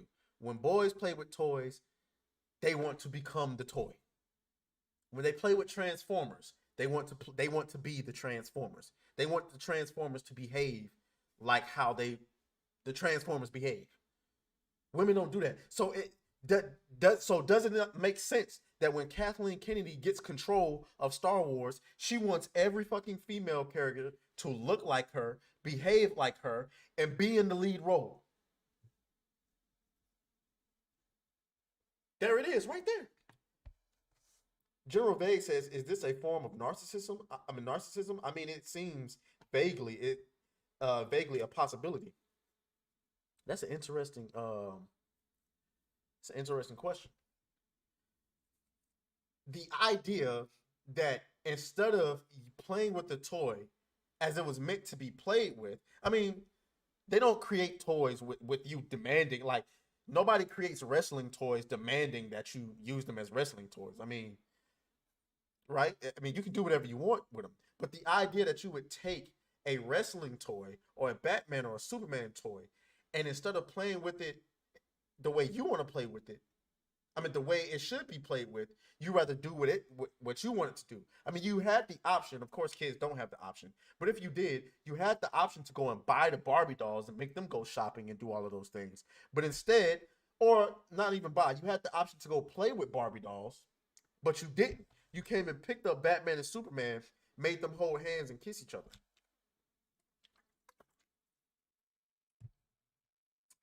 Keep going. This is why I love Lauren Shin.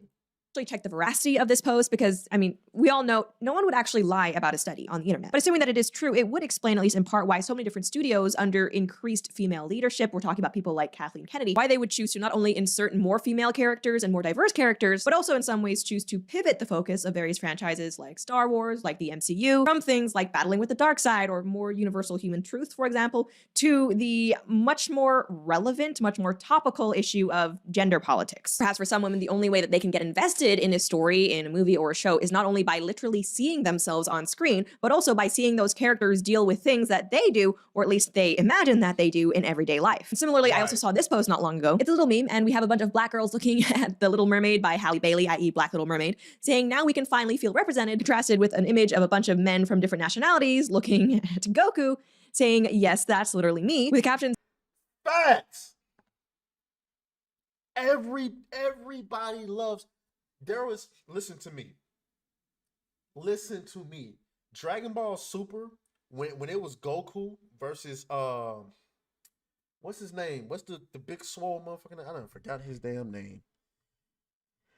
Either way, you saw reactions from people in Mexico, Italy, obviously Japan, here in the States, niggas, white guys, black dudes, Mexicans, Muslim, it don't matter what race or religion it was. When Goku went Ultra Instinct, we all had a nerdgasm.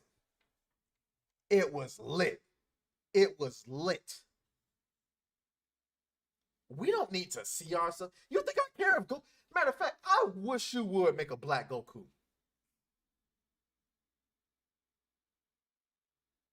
I wish you would make a live action Dragon Ball movie and turn one of the main characters into a black woman. To be fair though, Goku, Vegeta, Broly, all of them, they are aliens, so they don't have to be Japanese. That's why I used to always feel like that was weird. Like, oh yeah, Goku got to be Japanese. No, he don't. Goku is an alien. So you could quite literally, now we know his skin tone is fair. You know he got fair skin tone. So you can do a Japanese guy, you can do an Asian guy. I mean, not an Asian guy, a Japanese guy or a white guy or whatever the case. Broly, the new iteration of Broly we got, you could make him dark tone. And he ain't got to be black, but you can make him dark tone. The original Broly, hell nah. But if you do a version of the new Broly, because the new Broly, you can even look at him and he's kind of dark skinned. The only character I would be okay with making black is obviously Piccolo. That's a nigga. I don't care what y'all say. Piccolo is a nigga.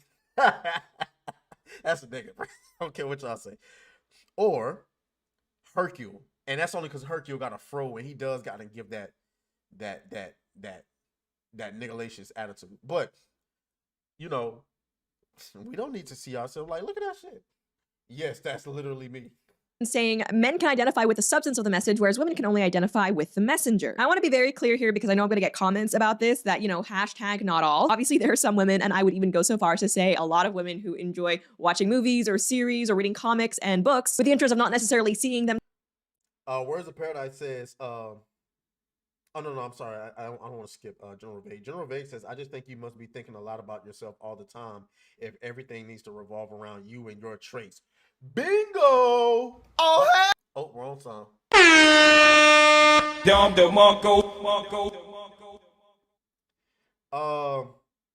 That's facts. Words of Paradise says, bro, that's absolute facts. I'm trying to tell you. He also says, this is the Dragon Ball you want to see. I don't know. I don't even know if I want to see a live action Dragon Ball. If they did, I think they should CGI their hair. I know that sounds crazy, but I just think so. I don't want to see no wigs. I don't want to see none of that bullshit. And he says, and yeah, Piccolo is black. I don't give a fuck what you say. Idris Elba for Piccolo in love. I just think Piccolo, he sound black. He I mean, he a stepdad. You know, niggas love being stepdads. I'm just saying. themselves literally represented in a character, but because they're interested in, I guess, being transported to different worlds and different types of characters whom they can see themselves represented in through things like character or struggles. But at the same time, I also think there's a lot of truth to these posts, and that the feminine desire for on-screen representation has, in a lot of ways, led to these blatant self-insert characters and or the manipulation and degradation of existing franchises. We're going to be talking a lot about it, but first I do want to say thank you to today's sponsor, Beam. If you care about your health, getting a good night's No, ma'am. No, ma'am. We don't do that. casting, they might be inclined to call me things like sexist or anti-woman, but trust me, nothing could be further from the truth. To be clear, I don't think there's anything inherently wrong with wanting. I don't understand the notion of calling another woman a sexist and anti-woman. That is the most ridiculous thing I've ever heard. That is ridiculous. That is utterly ridiculous. But anyway, let's keep going. To watch media that you find more relatable. And I think if you look at the type of media and genres that women tend to consume, it is hard to deny that we/they seem to put a heck of a lot more emphasis on relatability than men do. For example, one survey that asked both men and women what types of books they'd read in the past year found that women were much more likely than men to say that they'd read something in the romance, mystery, thriller, and crime, or chick-lit category, i.e. genres where, yes, readers are going to have a much easier time relating to a main character, whereas men, on the other hand, were much more likely to report having read books in the history or science fiction and graphic novels genre. And obviously, like you even seen in what women watch on a date. How many of y'all got moms, sisters, whomever? Every time you catch them, they watching the ID channel. Snapped. She murdered her husband. She snapped, or living with a stranger or living with a murderer or something like that. And they be talking about all these things that women did, or not even just women, just murderers in general. And you come in and you looking at them crazy like, of all the things you could be watching, this is what you watching? It make me wonder about you, bro. Like if I had a girlfriend and I came home every night and she was watching Snapped on the ID channel, that is a red flag. That is a red flag. Like, girl, what you planning? Like, what? Women love. What was that? What was that trilogy that women loved with the wolf and the vampire? I can't think of, what is it? Something with a moon, or God damn it. Either way, that 50 Shades of Grey, women love that. Women love reality TV. What niggas niggas being men, walking around here watching reality TV all the time? Maybe Lost, or there it is, Twilight. General Vague said it, Twilight. Yes, that shit. That shit. Women love that shit. They love the idea of two Chads or two Tyrones fighting over them. They love that shit. They love that. Let's continue. Obviously, there are going to be women out there like myself who prefer sci-fi to romance, and similarly men out there who prefer true crime to history. But in general, it does seem like, yes, men and women do have different preferences when it comes to consuming media, and at least one of the drivers for these different preferences might be a woman's increased desire to see herself in a story. And that's not a bad thing. That's not a good I need to see myself. thing. It's a thing. I personally am a huge true crime / mystery fan, but not really into things like romance or chick lit. But I think ultimately all genres are equally valid. It's just personal preference what someone might prefer. Where I think the trouble comes in, however, is when the desire to see yourself represented in a form of media becomes the central focus. And when it comes to that, it's not really a feminine versus masculine preference, if you ask me. It's more a question of narcissism and immaturity. And unfortunately, when we look at a lot of the creators behind— There you go, General Vague. There you go, General Vague. Listen. Somebody gonna have to hit me. That's another soundbite I need to look up, see if they got that soundbite. Oh, now you want to drag just fine. Okay.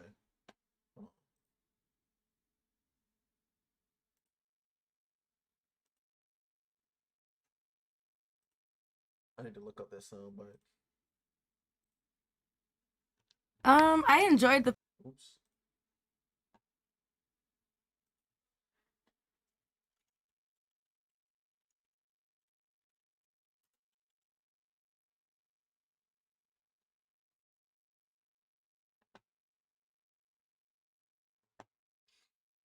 Oh, they don't have it. They don't have it. That's cool. behind modern day TV shows, movies, and comic books. Yes, we are straight up I didn't dealing. finish my point. What I was about to say. Listen, I think, go ahead and hit me, you know what I'm saying, with the misogyny accusation. I just think women, when you put them in positions of power and give them control, they're susceptible to be narcissists. I'm sorry. I think men have a lot more self-control. Most men, not all. I think most men have a lot more self-control because we understand the consequences of our own narcissism. I understand that if I'm a ruler and I only focus on me and what I want, that it's niggas up under me plotting on my downfall. Like, okay, we've been telling this man for weeks we need crops for our, people down here. We running out of food, and all he care about is laying up in his keep, eating grapes and steaks and all type of stuff. He in there getting fat, and he think we finna sit down here and starve. All right, bet. Before you know it, the gates is getting rushed, all my men getting slaughtered, and all the men in my damn kingdom about to hang me in front of everybody, about to kill me and my entire family because I was a narcissist. Okay. But women, they don't face consequences like that. So it's easy for them to become tyrannical in their anyway. With immature narcissists. To illustrate what I mean, take, for example, one of the writers behind the Spider-Man 2 game that recently launched. Now, as I discussed in my dedicated video about Spider-Man 2, the appearance of Mary Jane in that game has caused some controversy because here is the actress that they supposedly modeled Mary Jane after. As you could tell, very beautiful woman. But the thing here is what Mary Jane actually looks like in the game. And now, I'm not some sort of animation professional, but if you ask me, these look like two pretty different people. And as some people pointed out online, Mary Jane actually seems to have more of a resemblance, not to the actress who she was supposedly modeled after, but toward one of the writers of the game. The resemblance is pretty uncanny, if you ask me, and it's not just the fact that this Mary Jane character looks... I don't know. If anything, I think the character looks like a combination of the two, but I don't know. Like this writer, that's causing people to say, hey, maybe there's some connection here. It's also the fact that this writer, in her own words, actually seems to prioritize, guess what, representation in her work, perhaps to the point of even including a heavy-handed self-insert into a game. As people have clipped from this writer Ashley's site, in her bio, she writes that storytelling is impactful. Okay, I can see that looking more like Mary Jane in the game. Damn. Okay. No matter what medium it's in. As a queer and hard of hearing person, I am looking forward to learn about the world around me while still telling stories true to my personal experiences. I aim to write impactful stories with representation that audiences could see themselves in. Who doesn't want to see themselves in their favorite games? I mean, if you me. Okay?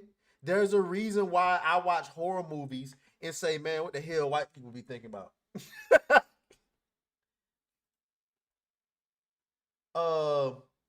Shout out to Edwin Williams, who is in the chat. I'm trying to figure out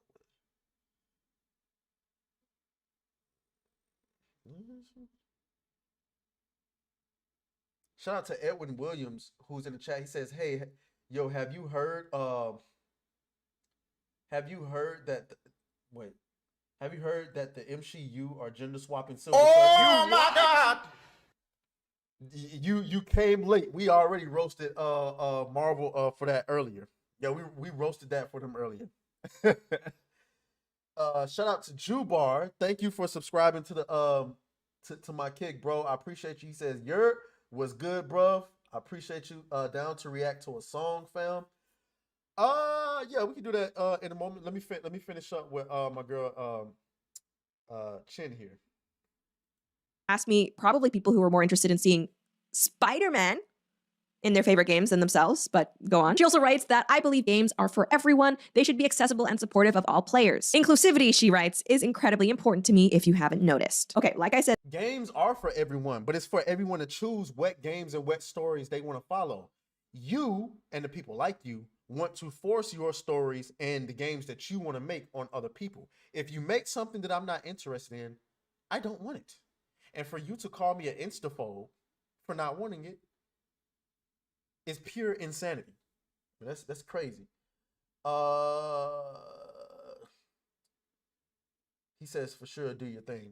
It's all good. We finna finish up. That there is nothing inherently wrong with wanting the media you consume to be relatable. But, and I think here's the catch, not all forms of media can or should be relatable. You want your romance novel to be relatable? Well, that just makes a lot of sense. Probably most of the women who do read romance novels are, when they're reading them, imagining themselves as the main character being swept off her feet. But relatability can only go so far, especially depending on the genre you're working on. For some genres, the point of it all is to not be relatable, or at least not relatable in superficial aspects. I think even a really good sci-fi or fantasy series should be relatable in terms of like human emotions and experiences. I mean, if I'm watching a sci-fi series like Star Wars, no, I don't need the character to look or act like me, and in fact, it will probably take me out of the series if they do. And speaking of Star Wars, actually, including self-inserts is something that Kathleen Kennedy has been accused of with characters like Rey in the new Star Wars films, and also whoever that Phoebe Waller-Bridges woman played in the latest Indiana Jones. I mean, seriously, is it a coincidence that Lucasfilm's two biggest franchises under the leadership of Kathleen Kennedy now feature brunette young women as their main protagonists? There's nothing wrong with relatability, sure, but relatability was not the point of Star Wars, nor was it the point of Indiana Jones.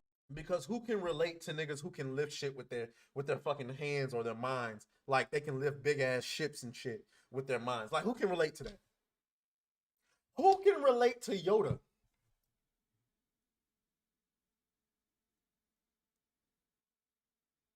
Like, come on, bro. But nope. Kathleen Kennedy comes in and she decides to do what it is she did. Anyway, yeah, I think that cements my opinion. Women have ruined entertainment. Sorry. Movies, video games, hell, music. Has anybody seen Sexy Red? Matter of fact, hold up. I hope I don't get a copyright claim for this, but hold on. Damn, where is it? I thought I saved it. I gotta find this.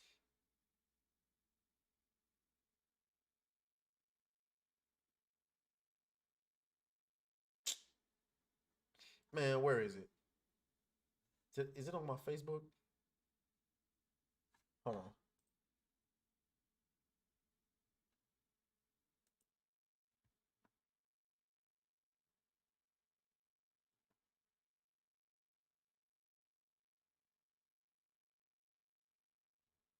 Nope. Where is it?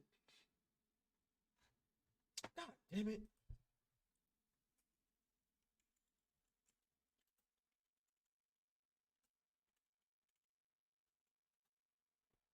Where's this video?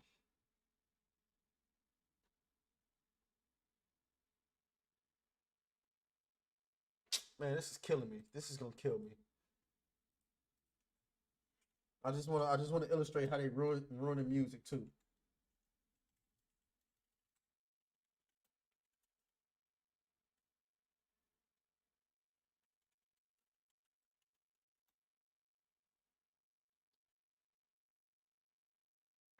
Jesus Christ. I hate Twitter sometimes. I could have sworn.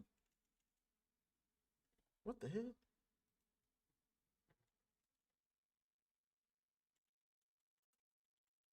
Bear with me, y'all.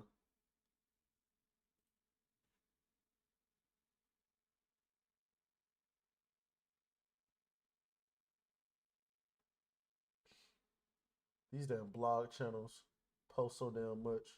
It's ridiculous.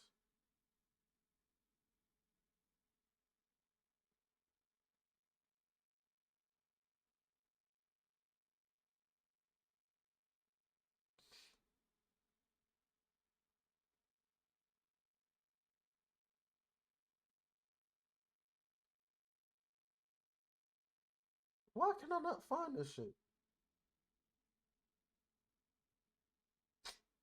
Alright, bro.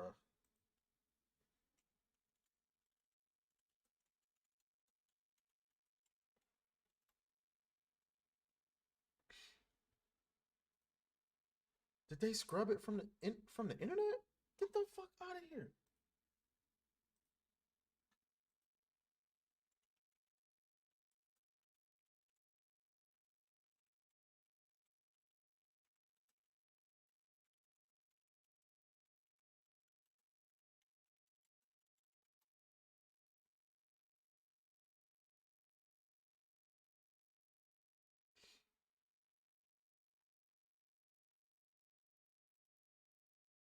Let me see. Oh, here it is. Here it is. Here it is.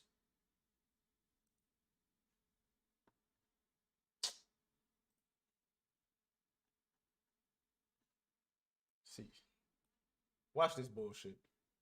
Let's see if it's gonna Free my nigga faster. Free my nigga. Free my nigga. Only if he knew that this ass getting thicker. Free my nigga. Free my nigga. Gone for too long, need to get home quicker. Free. What the fuck was that?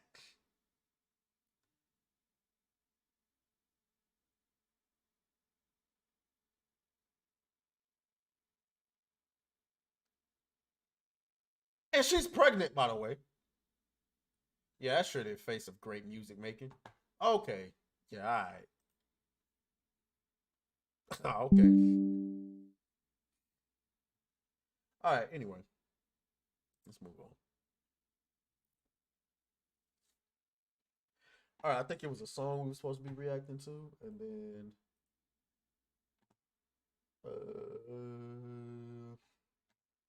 let me see. What's he saying right here? JB.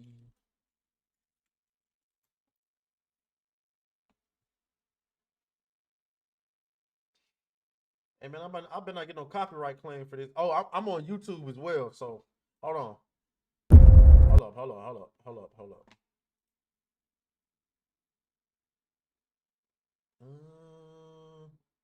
Okay. It don't seem to have. All right, cool. My bad. I be watching videos and faster playback speed. I ain't gonna lie, your production value is real tough. Like in a good way. I don't know, different cultures, I don't know if that. But it's tough as in good. But I'm gonna be honest with you, like I am not the person to come to for like musical expertise. Like there's a lot of people that get excited about music. I don't really get excited about music like that. But your production value is tough, and I mean it's everything I'm hearing sound good. This sound better than a lot of the shit. I'm in Atlanta, bro. Like niggas is always trying to get you to play their music. Niggas is always trying to get you to play their music. And I'll run into some situations. So yeah. Like this is a lot better than, a lot of the shit that niggas try to make me listen to. And General Vague says this shit sound fire. Shit, it got 2.9 million views. Don't need no ass. Music on my channel at all, really. I really don't. And when you ask, but I'm also like, I'm not in the position to be telling niggas, nah, I ain't gonna review your music. You know what I'm saying? If someone in my audience requests something, then I'm going to, play it. Like that one time the guy came in and he was like, check out the dude that was freestyling. Remember I don't know if Paradise was here when that happened. I don't know if Vague was here, but it was a guy he was just calling random people, and then he would ask them for like 5 random words, and then he would do a freestyle. Oh, my bad. He would do a freestyle off the top of his head with those words, and that shit was crazy. I don't normally review stuff like that, but I was praying that whatever it was you was sending me wasn't garbage. Because I'm gonna tell you something. Niggas be sending me their music, and they be like, review it. I be like, dog. Hey man, this shit is garbage. And then they want to fight you afterwards, and they want to pull up and shoot your house up and stuff like that. Bro, I gotta give you a smooth 8 out of 10. I'm gonna give you a smooth 8 out of 10. And I'm gonna tell you why it's not a 10 out of 10. The only reason why it's not a 10 out of 10 is because it seemed like it was sampled, and over here, like everybody that's hip hop is on the decline right now. In my opinion, is because niggas keep sampling every goddamn thing. It was cool when Kanye did it because he knew how to make it right, but niggas is stealing whole songs. There was a sample in there, and I guess this is why I say I'm not the expert on music, but maybe that's just a me thing. But that was that was good. That was good. I agree with General Vague. Shit sounds fire. But anyway, so let's move on to our we got some video reactions. I want to take some video reactions. Let's do this one. I ain't heard this one yet. All I saw was this. So about 2 months ago, into me having my OnlyFans account, and I was like, uh-oh. So this is my first time seeing this. So shout out to Jackie too, who's in the building.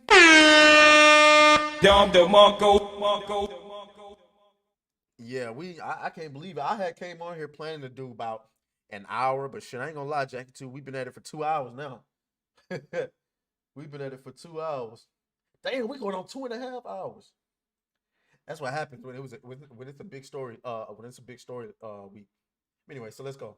To me having my OnlyFans account, I had this subscriber almost since the beginning. He had spent around. Ew, what was that? Oh hell no! Okay, I guess. Hey, shout out to my boy Devil Eye. Man, he just dropped $20 on your boy. Man, shouts out to my boy, man. Love seeing him in here when he can make it in here. I know he's a busy man. But we're gonna start this from the top. To me having my OnlyFans account, I had this subscriber almost since the beginning. He had spent around 2,000 Australian dollars, bought every single thing that I sent him. We chatted every day on there, and he had a very specific username that was not a automatically generated one or anything like that. And an account with the same username had viewed my TikTok profile when I could see who was viewing it at the time. Account. I had this subscriber that was not a automatically generated one or anything like that. And an account with the same username had viewed my TikTok profile when. Uh-oh. Where's the Paradise said, bro, I just watched this video. It's whack. Whack in what way? I could see who was viewing it at the time. And yeah, so I had the exact same username and it said from your contacts. And my heart just sank into my stomach and I was like, I don't have that many phone numbers in my phone. I know who this person is and he has spent this much money on my account, seen everything. And I just sort of went into super detective mode and I said, I need to find out who this is. I went through all of the contacts in my phone. I crossed out anybody who had a established TikTok account and crossed out the people that said invite to TikTok, and I was left with 6 names. It was a couple of guys. What the fuck? No, what the fuck? Subscriber almost since backs in my phone. I crossed out anybody who had a established TikTok account and crossed out the people that said invite to TikTok, and I was left with 6 names. It was a couple of guys from school, one girl from school, someone's mum, and my stepdad. And I had just thought, okay, it could be those guys, but I feel like they would have told me, like they always message me happy birthday. It's not going to be them. It's not going to be my girlfriend. It's not going to be this mother. It has to be my stepdad. Wow. So I went out on a limb and messaged the account on OnlyFans and I said, I know who this is. And he responded saying, who? ? Babe, you don't know. And I then hit back pretty quickly and I said, you need to tell her before my sister and I do. And with her being your mum? Yeah, being my mum. And within 2 minutes, I got a text message from my stepdad saying, Tay, you're free to talk. To me. Whoa! Oh my God! Yo, that's wild. First of all,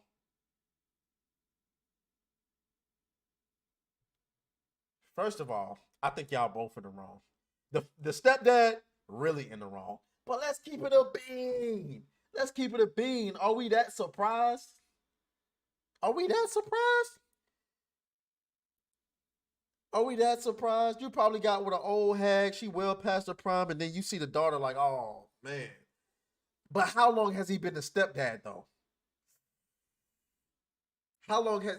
Oh, that changes the context of it. If he been the stepdad for years, depending on how old she is, she looked like she might be around like 27, 28. By the way, she's cute too. I would give her a 7. Let me suck them titties, baby. Oh, yeah. Let me suck them titties, baby. Let me suck them titties, baby. Yeah. If he been there since she was a child, oh no. No.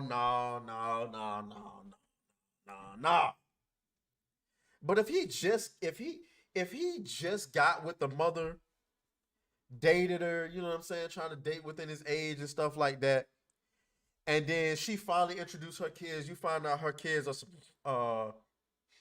you find out her kids are grown, and you see her, 25, 26-year-old daughter, and she look like that, I ain't gonna lie, boy, I be sweating.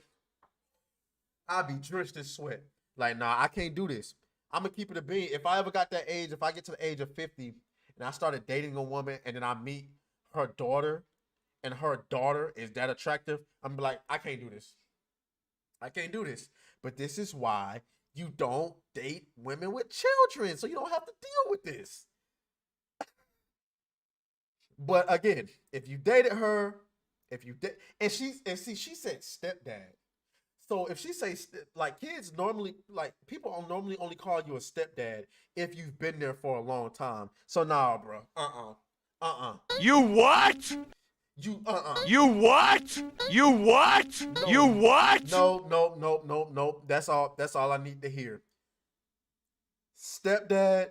Nah, Hey, I ain't gonna say they need to put you under the jail, because perhaps maybe you never touched them in any kind of way growing up. I hope not. It doesn't sound like she can speak to that. But to subscribe to basically what is your daughter's OnlyFans, because she's your daughter, you accepted her as your daughter. I'm just saying. All right, let's move on. I'm not gonna do that one because this is a skit. Let's see, what are the videos I had me reacting to? Oh, yeah. So for those of you who don't know about Pokemon's situation turned into a doozy. Apparently she's making cookies now. Jackie Tube says, is the dude her boyfriend? Why he built like the male version of Nanny McPhee? Who we talking about?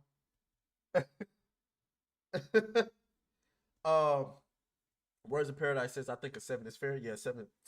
This is why every white woman will forever be mid, and that's it. What? That's crazy. God damn. God damn. But anyway, so Pokimane started making cookies, and apparently the price of her cookies is very high. And she had some interesting things to say to her audience who complained about cookie prices. Let's look and see. When people are like, oh my God, $28 for cookies? It's 4 bags. That's $7 a bag. I know math is hard when you're an idiot, but like, if you're a broke boy, just say so. Anyway, when people... Now, I'm gonna start off by saying, if she's selling them in a bundle, $7 a bag, how much is the regular bag? If they all $7, what's the point of buying them in a bundle like that? I thought, like, if you sell them for a price, if they're $7 a bag and you're selling them as a bundle, okay, sell them for $5 a bag in the bundle. Otherwise, just let me buy the $7. I don't think $7 is that egregious, but I don't know. But to sit up there and call your audience idiots and broke boys, nah, bitch, I just don't want to pay $7 for a bag of cookies that I don't even know what they taste like. But again, what did General Vague say earlier about narcissism? I'm just saying. Eventually, she apologized. Let's see. Do they have it here? Yeah, here we go. Pokimane apologized in response to the backlash. This person says this has to be a joke. Pokimane, there are people that work extremely hard daily doing jobs most would consider not as fun as streaming. There are better ways to word this. This is damaging, not only to you, but those who are in business with you and this cookie. She says, while I said it was 100% intended to be a joke, oh my God. Why the fuck you lying? Why you always lying? Oh my God, stop fucking lying. I hate when people do this. They say something they 100% intentionally meant, and then turn around and try to say it was a joke when they get backlash. If it was a joke, you should have said it was a joke right then and there. What if I told you you're an untalented streamer who only got big because you was halfway showing your titties in every stream, and that's all you are as an ethot? Oh, but that was a joke, though. That was a joke.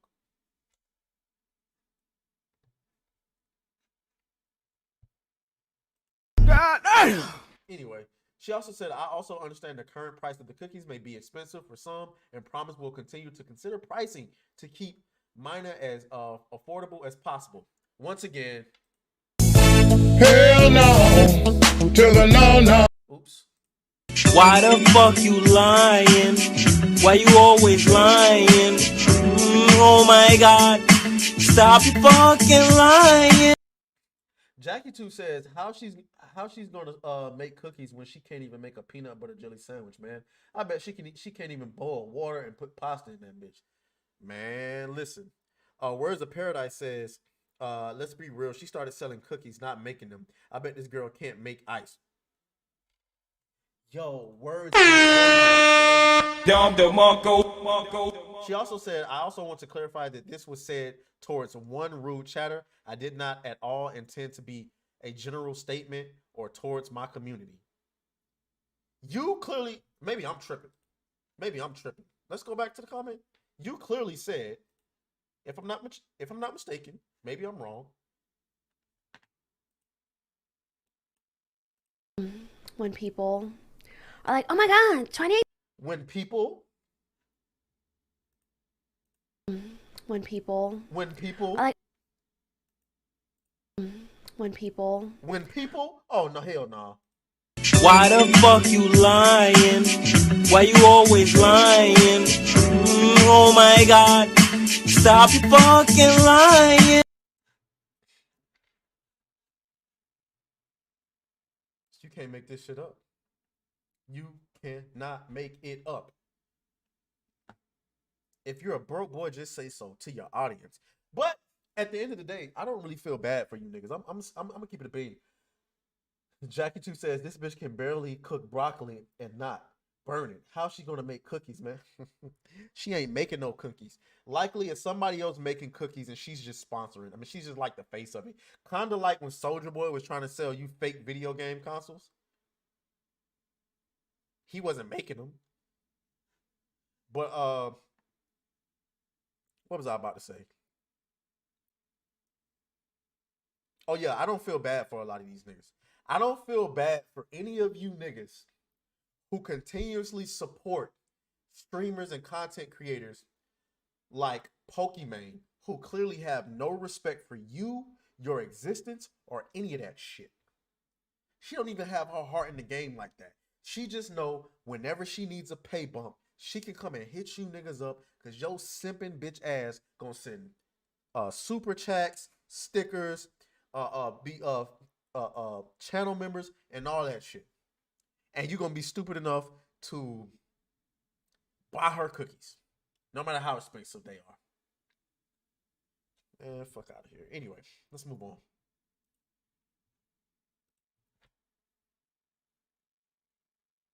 Oh, we got to go back over this psychopath. Guys, I did not even intend to be going this long. I didn't even realize. It just kind of got away from me.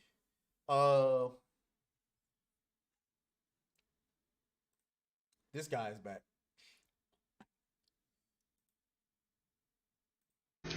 Hi kids! There's no such thing as a boy or a girl, and I can prove it.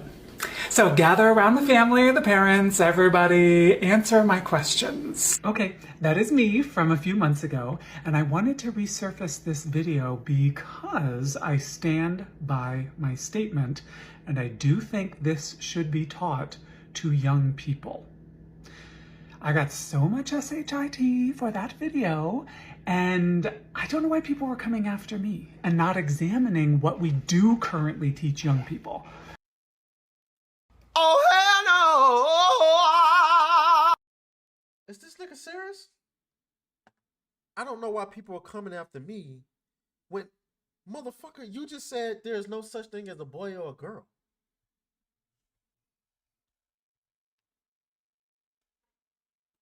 that gender is real and girls are less than. Gender is real and girls are not as smart.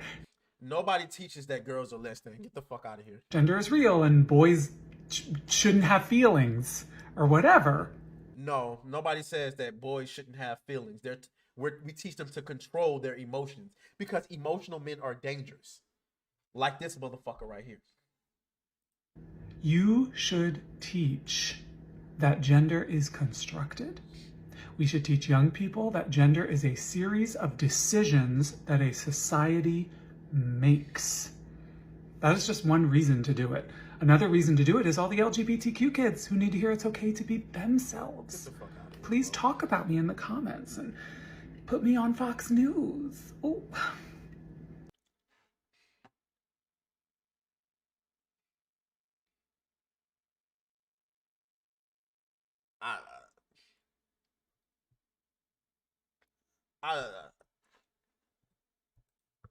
It's an evil world we live in.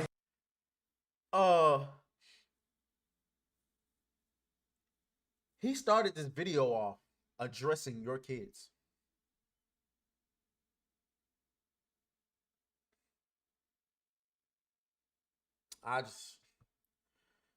And we letting this shit go on. That's what's blowing my mind.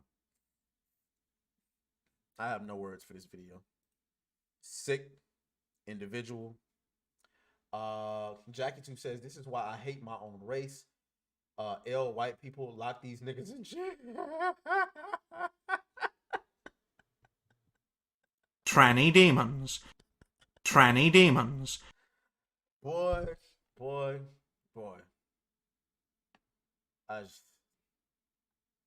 You can't make this shit up. Man. I haven't seen this one either. I saved it, but I didn't watch it. Let's see what this one. I don't know how much more I can take. Let's see what we got going on here. And Vivek needs to just shut the hell up and go home. I'm tired of it. We all hate Vivek. Okay. It's Vivek. Vivek. Well, whatever. Not that I have... Vivek. Whatever. Would you say that about other ethnic? I'm Donna. Vivek. Is it Vivek Ramaswamy? Ramaswamy? Ramaswamy. Thank you so much. I learn so much when I come on this show. I know, but... Vivek? Vivek needs to go home. I agree. He runs it. I just feel like there's something wrong with everybody refusing to learn to say his name. Vivek. I just feel there's a little racism there. There's just a little. Okay. Vivek, I'll say it. Okay, all right. I'm just saying. It's like, I know we don't like him, but just say his name right. You're the first one I've ever heard say that. I could be wrong. Maybe it's not Vivek. Yeah, maybe no, it is Vivek because I heard him do a rap and he said it rhymes with cake. Okay, all right. And this is what the CNN audience needs to know. If that's considered racist, shit, I've been fucking that nigga name up. I've been fucking that nigga name up bad. I've been saying Vivek Ramaswamy. Got it? Vivek Ramaswamy, okay. To be fair, niggas do that all the time. Sometimes I purposely say niggas' names wrong just to be funny. If that's racist, okay. But then again, you talking to a nigga, I think everybody's racist in their own way. I don't think that racism can be snuffed out.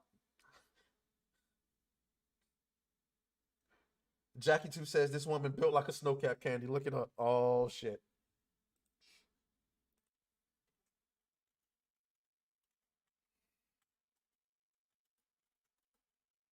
Oh damn. Oh damn. hey, these are pretty good. He's actually pretty good. But you stupid, bro. You dumb as hell. Okay. I think that's gonna be it for today. I'm hungry. I have more videos to react to, but I ain't gonna lie, I'm starving.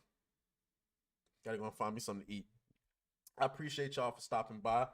Remember, we are live every Thursday, Friday. We didn't go live yesterday because of the holiday. Thursday, Friday. We try to go Saturday night. Definitely Sunday nights. And then Monday, Tuesday, Wednesday, we're off from streaming. So Thursday, Friday, we try to go at 5, but I might push it back to 6 depending on what I got going on.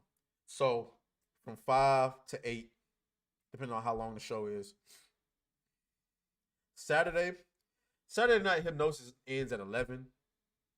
So I try to go from 11 to 2 in the morning, but I can't promise that. Sunday night is better because no Saturday night hypnosis. Therefore, I can go.